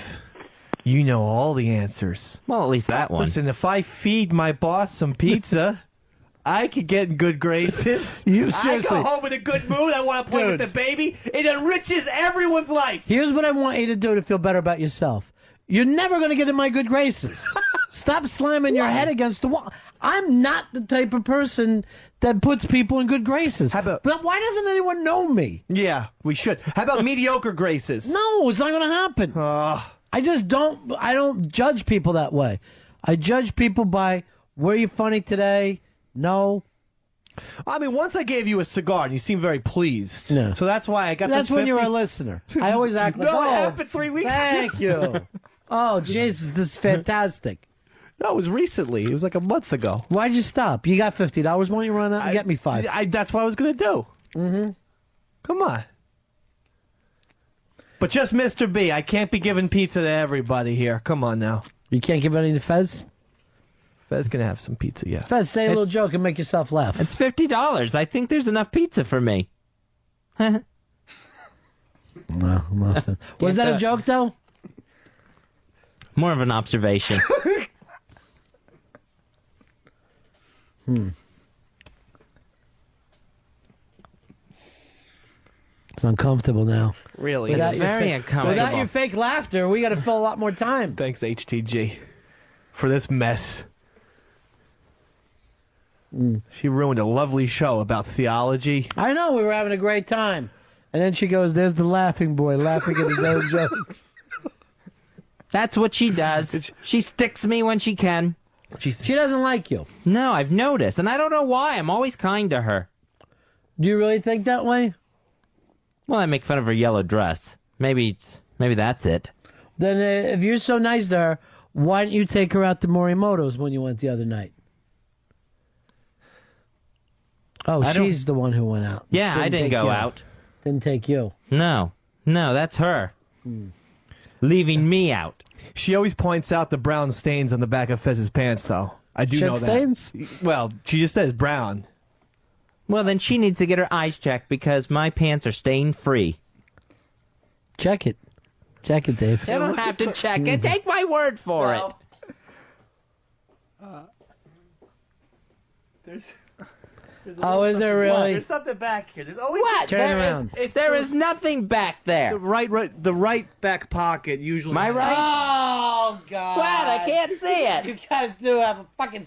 Sit down. I can't see. All right, I'm all grossed out There now. is no stat. There is. I'm not even kidding, dude. I can't see It's it. always the right Ron ear. and Fez show.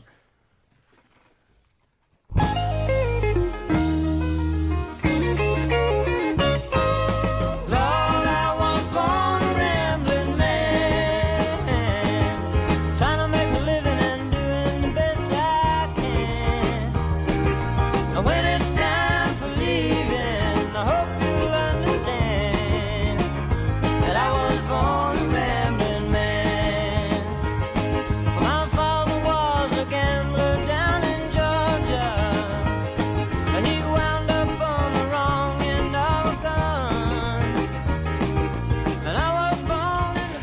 Yeah, it's the Ron and Fez show.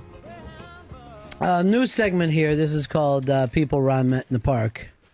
People Ron met in the park. That's right, Fezzy. It's a new segment called People Ron Met in the Park. People Ron met in the park. Now, Fez, you're a big fan of the comedian, magician David Blaine, right? Totally, yes. I met his cousin, AJ Dynamite. AJ Dynamite in the Hizzle tonight. How are you, AJ? I'm fine. Yeah. And I met AJ, and AJ had written a script about his own radio show. So, AJ, rock it, brother. Okay. This Ron is about a fictitious radio station in Alabama. So Right. it goes like this, right? The announcer. Hello, everyone. This is Little Varmint. Don't go anywhere, y'all, because today we're going to have a very special show for you lucky salivating hogs out there in Alabama Radio Land. We have a special treat for you. You ready for this? We have Little Willie Dynamite and his rock and roll explosion right here in the studio with us, and he'll be singing his #1 hit, which is called Rich Old Lady with Pink Wigs, You Are Hot. Okay, my name is Little Varmint. This is WKRN in Alabama. I'll be here from 4 to 6, and then Tom Hicks, also known as Little Critter, will be doing the drive-by shooting time slot from 6 to 10. I'm going to play a little Allman Brothers for you, and then we'll be right back. It's beautiful, AJ. AJ Dynamite, Fez. He's one of the people Ron met in the park. People Ron met in the park. AJ, you said you're a little bit of a mentalist yourself. Well, first of all, I want to say that they say I look like a Puerto Rican Warren Beatty. All right, good one. I say that. He's got that. And you are a mentalist. You can see into people, like you were able to guess my name the other night. Remember that when the night I met you? Yeah. Now, if you look over at Fez, what would you say he probably has in his pockets?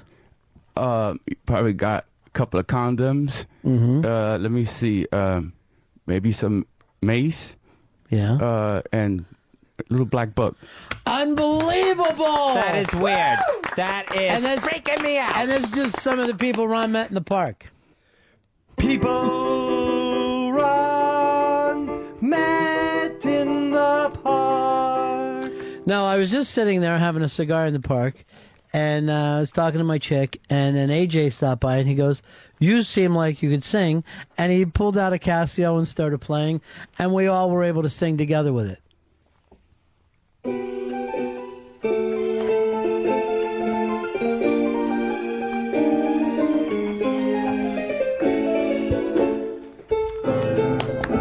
Listen to that, Fezzy.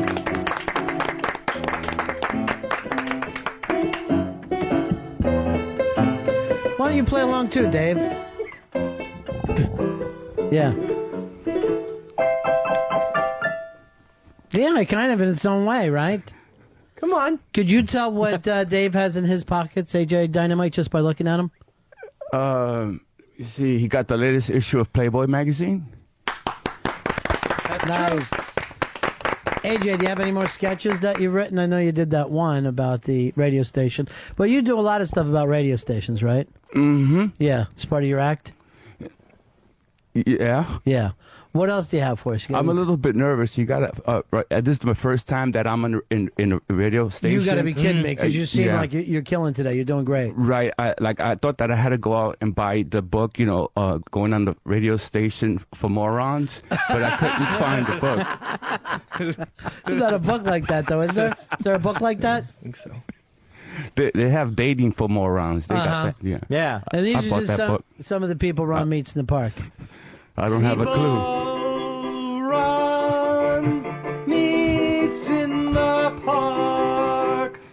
AJ, this is Earl Douglas, our producer. How you doing, Earl? Could you tell what he has in his pockets? Yeah, he got a pair of pantyhose. Mm-hmm. And he got the tickets to let me see. He got a pantyhose. Stocks and bonds. Stocks and bonds. Perfect. Absolutely dead on. Nailed it. You got another sketch or anything to do, AJ? Well, I want to talk a little bit first. Yeah, sure. I just wanted to say that I want to I want to thank all the teachers I had in grade school. Because I always felt that every teacher's dream is to have his or her student, be up there, and like Barbara Streisand, she Right. became famous, and Yeah. she was in Brooklyn, and her teachers, and every liked her. teacher's it must feel great having their students have achieved something. Yeah. And I feel like I want to give them that. Sure. hmm When did you get out of high school, AJ Dynamite? Well, I finished, and then after that, I went to college, and I studied. Then they took your money to college. Yeah, unfortunately. Unbelievable. Fez, this is always interesting. It's the people Ron meets in the park. People Ron meets in the park. I want to tell you too that Hugh Hefner is a friend of mine. I How do made you know him him? rich. I brought all his products, namely his magazines. That's good. That is good. Mainly his magazines. Magazine. What sort of man reads Playboy? That's me. That's you. You're the type of man who reads Playboy. You're AJ Dynamite. You are. And when I play in the park, Ron and Fez, I want to tell you that all the squirrels and the ducks, they all stay around and, They like you. for the show, yeah. Yeah. Now, what kind of money a day do you make playing in the park? Doing your act, your mentalist, and, of course, playing the Doors. Well, it should be $1 million, but I got to start out small. Yeah. Yeah. So you never know when you're going to have a good day or a bad day. Well, basically, I'm just learning. I still think I'm still learning, and I got. Now, how you're David Blaine is your cousin, right? If he says so. Yeah. Well, that's what you told us the other night. It's no longer true.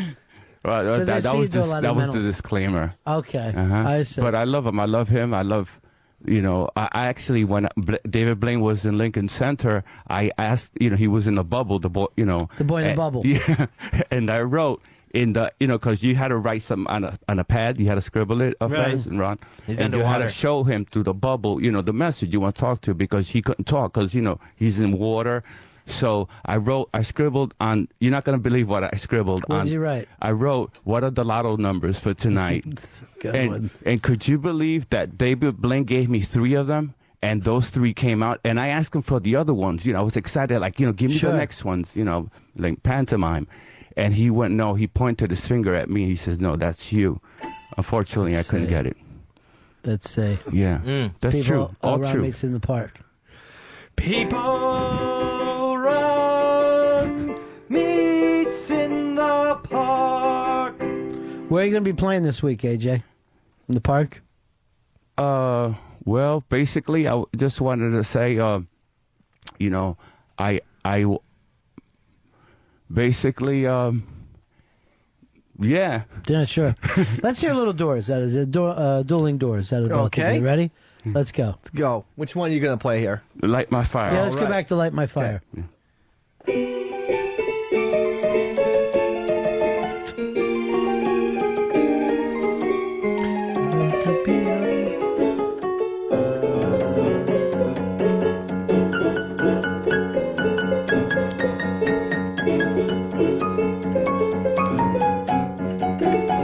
Come on, baby, light it up. Come on, baby, light it up on fire.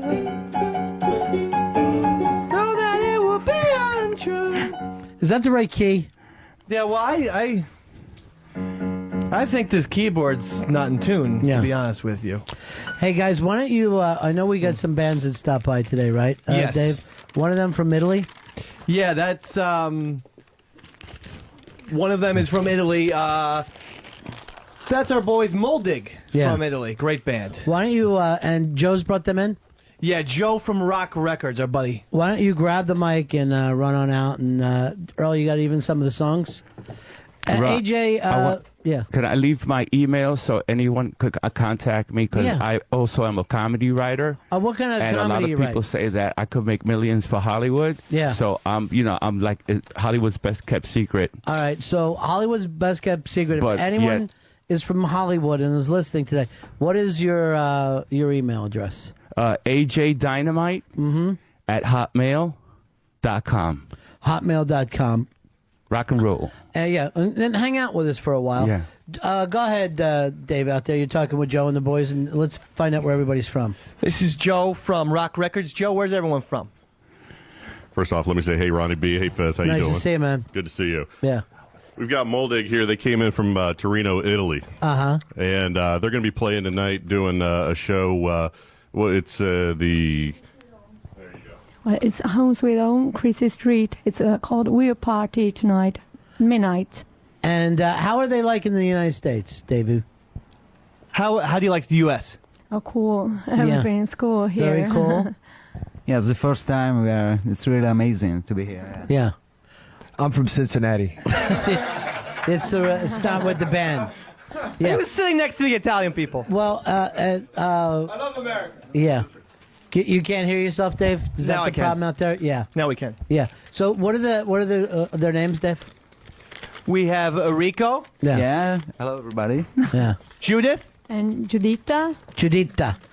And Ronnie? Yeah, he's from Cincinnati. I think you're just taking a regular listener, Dave. I'm going to try to let you know how... Yeah. Hi, I'm Ronnie. Oh, hi, how are you? Now, what's the... we got a copy of the record, Earl? And what is the record? Judita. What is the single? What are you guys playing? Strangers is the one we consider a single. Uh-huh. Yeah, the second song. All right, let's give this a play.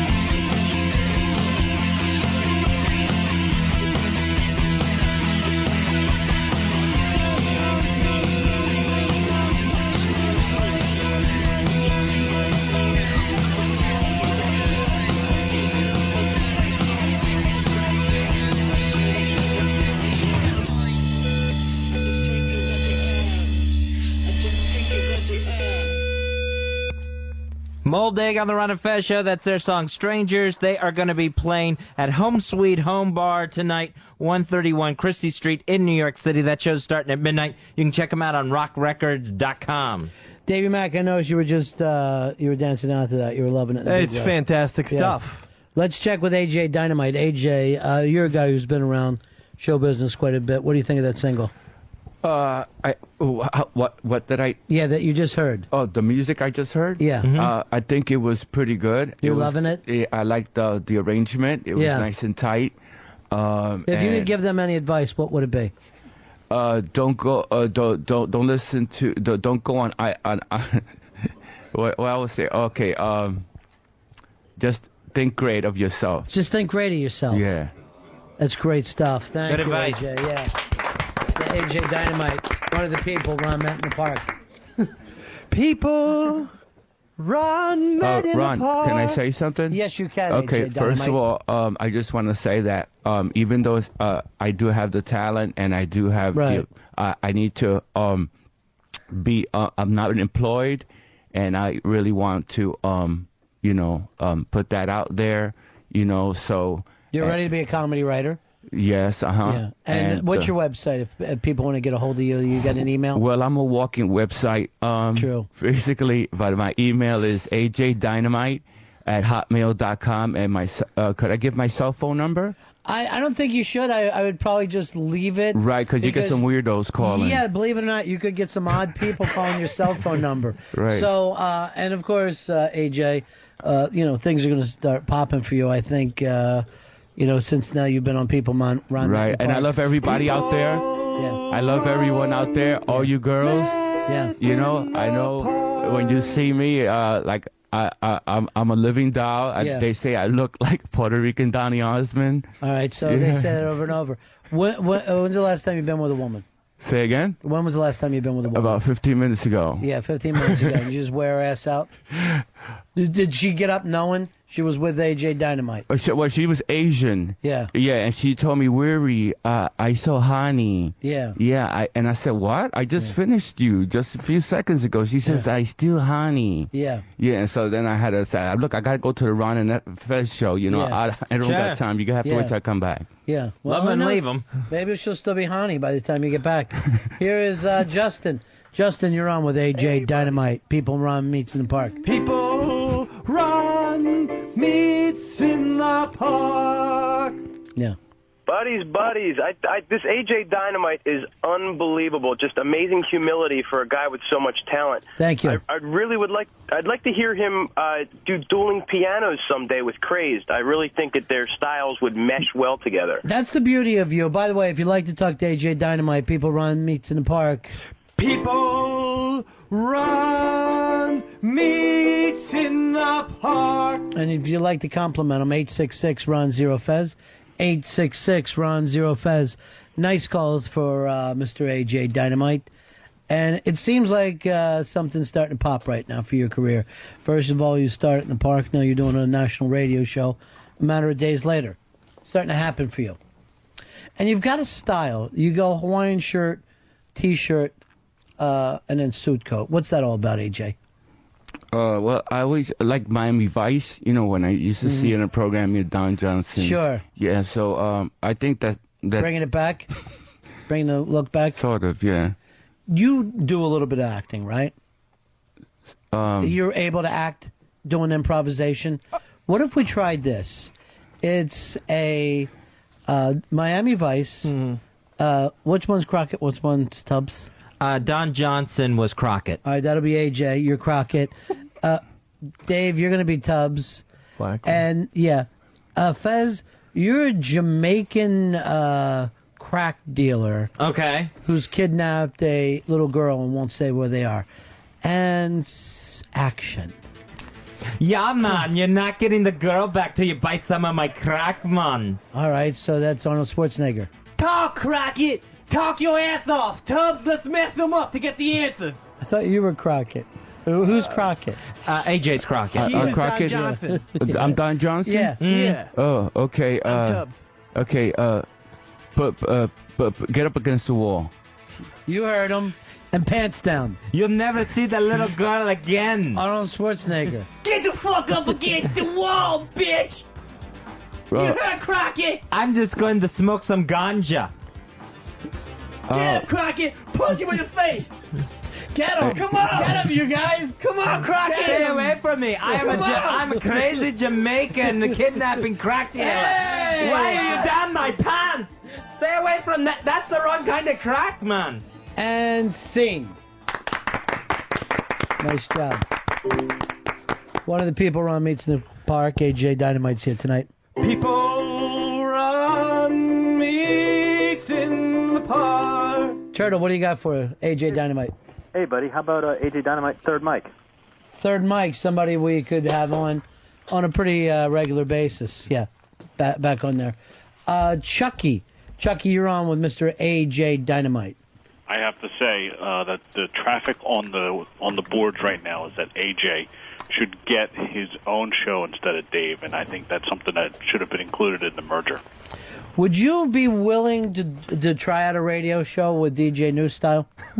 Absolutely. Here's the thing, there. I can do it. He's bringing on a new style where I see you as 80s cool. Yeah, matter of fact, Austin Powers? Yeah. That's based on a real life character. That's me. Yeah. Yeah. Really? What are some of the characters that you do? Oh, well, I could do Fat Bastard. All right, let's hear that. I could do Mini-Me. Yeah. I could do... Let me hear you do any of your impressions. Whoa, what's this? This is my gold phallus symbol. Ooh, it feels so good in my arse. It's good. Nice, go member. Earl, you're out with Joe, rocking out there. What's some of the... you got another band with you? Yeah, this is actually a tour we've got with both Moldig and the Emeralds, which the Emeralds are from Cincinnati, where Rock Records is based. Mm-hmm. And so they're out here, too. We got Peter, who's a guitar player. We got Rick, who's the other guitar player. Brian Kitzmiller, he's on the drums. And then you got Sammy over here, who plays the bass. A nice, beautiful Rickenbacker at bass and sings. And they're all touring together? That is correct. All right, let's take a listen to their single, Fez. What's the name of it? What's the name of this? This is Tiny Face Talker. Sammy actually wrote this about some girl in some band from Nashville that he was trying to get into her pants. She had a tiny face? Tiny face, giant hair. Tiny face, giant she had hair. Huge 80s, like curly perm hair, Yeah. and then a real tiny face. And she talked her ass off. It was unbelievable. All right, let's take a listen.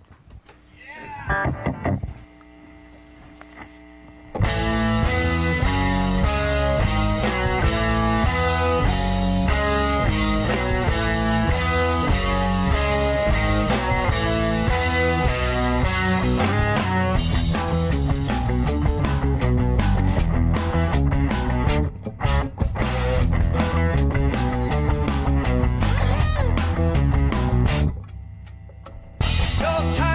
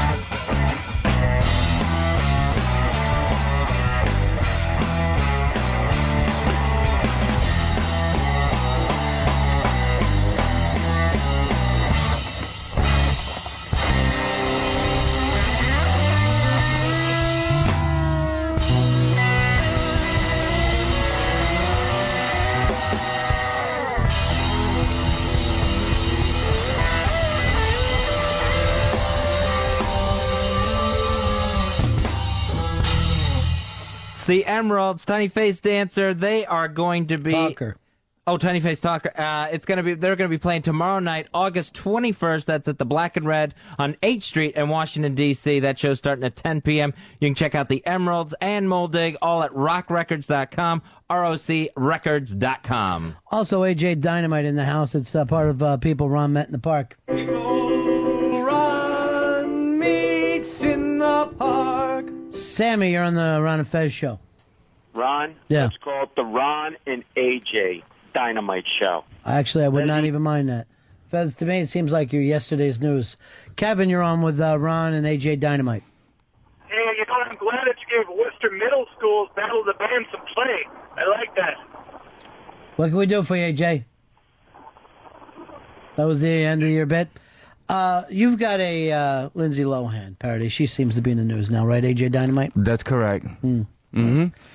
Yeah, it's a song, you know that song that goes, I wanna love her with a slow hand. I wanna love her with an easy touch. Right. I want someone who can understand. When it comes to love, I want a low hand. Right, nice. But don't mess with the Zohan, Ron. Right. So what you've done is taken the word slow hand. Yeah, mess with the low hand, but not the mess with the low hand, but not the what? Not the Zohan. Right. So you've replaced You know, 5 fingers of death. Right. You've replaced slow hand with low hand, but then we're able to say don't mess with the Zohan. Another big hit movie this summer. AJ Dynamite appearing in the park, doing a great job. Just one of the people I meet in the park. People Ron meets in the park. Dwayne, you're on Ron and Fez. Hey, bud. Yeah. The stuff is dynamite. It is. What I want to know is, are you going to be taking a tour of other parks? Interesting idea. If you're thinking about taking this thing on tour, going to other parts. Yeah, I around the plan country. to go to the park in Italy. Yeah, tomorrow. Yeah, nice. Then Paris. All right. Yeah. Why parks, AJ? Why parks? I don't know, the trees, the bees. You know, I don't know. Fez, what about another Parks who's they told get in the back seat? She says, no, I won't. Rosa Parks. Rosa Parks. and I see you the same way with your own talent. If someone said your talent belongs in the back seat, what would you say? I would say. How about this? Fuck you, fuckstick. That's I'm going right. up front. Right. I love it, AJ. I love that you're in everybody's face out there today. Yeah, today the parks, tomorrow, who knows? You know, the world. Yeah. Struff, you're on Ron and Fez. Boy, this AJ guy is amazing. Can you guys do another Miami Vice thing? Not a problem. Shoot him! Shoot him, Crockett! Shoot that bastard! Aye, man. If you're coming to get my crack or the girl that I kidnapped, come for me now. That lady from Scotland scared. I can't find the keys to my car. We got to get this Jamaican drug dealer. I got him, Crockett, here! Oh, man, you'll never catch me. I can't start the car. It's backed up. He's got the diamonds! He froze the motor. Get Why? I'm a kidnapper and a crack dealer and also a diamond thief. Come on, Crockett! Come on. Let's go, car. Come on, move. It's going. Come on. And scene. Don, you're on the Ron and Fez show. Hey, buddies. 2 words for AJ. Beanie Cup. Beanie Cup today. You're the Beanie Cup winner today, AJ. Congratulations. Congratulations, AJ Dynamite. AJ Dynamite, if people want to get in touch with you, they want to send you an email, how do they do that? Okay, ajdynamite@hotmail.com. Mm-hmm. And that's it, you know. And just put down, everything that you, you know, said. As a matter of fact, I want to thank All America because, I mean, I'm like reading from the, over here, all the comments, and they were pretty good. So I love you, all you people, you know. Dynamite, dynamite, dynamite, dynamite, dynamite, dynamite, dynamite, dynamite, dynamite. All right, that is it for us, AJ. I also want to thank Joe for bringing the bands by today, Fezzy. Yeah, you can check out his bands, the Emeralds and Moldig. Moldig playing tonight at Home Sweet Home Bar on Christie Street, New York City. The Emeralds tomorrow night at the Black and Red in D.C. on 8th Street. And you can get more information by going to Rock Records, ROCRecords.com. And this is an incredibly hot Italian girl. Who does not want to go out and see that in the middle of New York, in the middle of the night? Yeah. AJ, you'll be appearing at Central Park in New York City? Well, basically, yeah, by appointment. Yeah, by appointment. Oh, okay. Yeah. And All the girls, people can email you. Can I say something? Yeah, I wish you would. All the girls in America, beware. Yeah, beware. There's a new kid in town. I don't want to hear it. There's a new kid in town. I don't want to hear it. It's so odd. There is. It seems like you shook people up today. How's it feel your first time on national radio, just kicking ass and taking names? Well, basically, I feel great. I feel it's a great, exhilarating experience. It should be, brother, because you ripped the roof off the mother. You turned the mother out today, if I had to say anything. The roof is on fire, and we don't need no water. Let the motherfucker burn. That's where I'm going with this. AJ Dynamite, one of the people Ron met in the park. People Ron met in the park. That is it for us. Take care. Homestar, take it home, brother. That's the end of my show. Dong. Satellite of love. Satellite of love. Satellite of.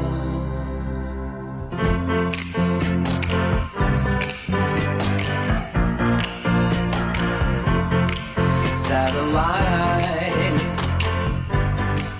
of love. Satellite of love. Satellite of love. Satellite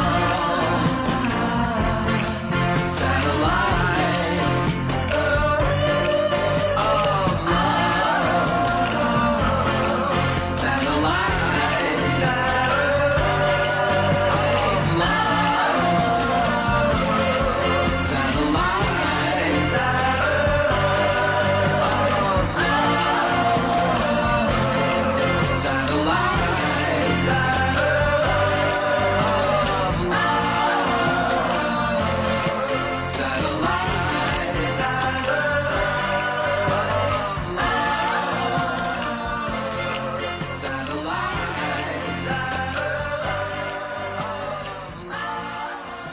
It's the Ron and Fez Show.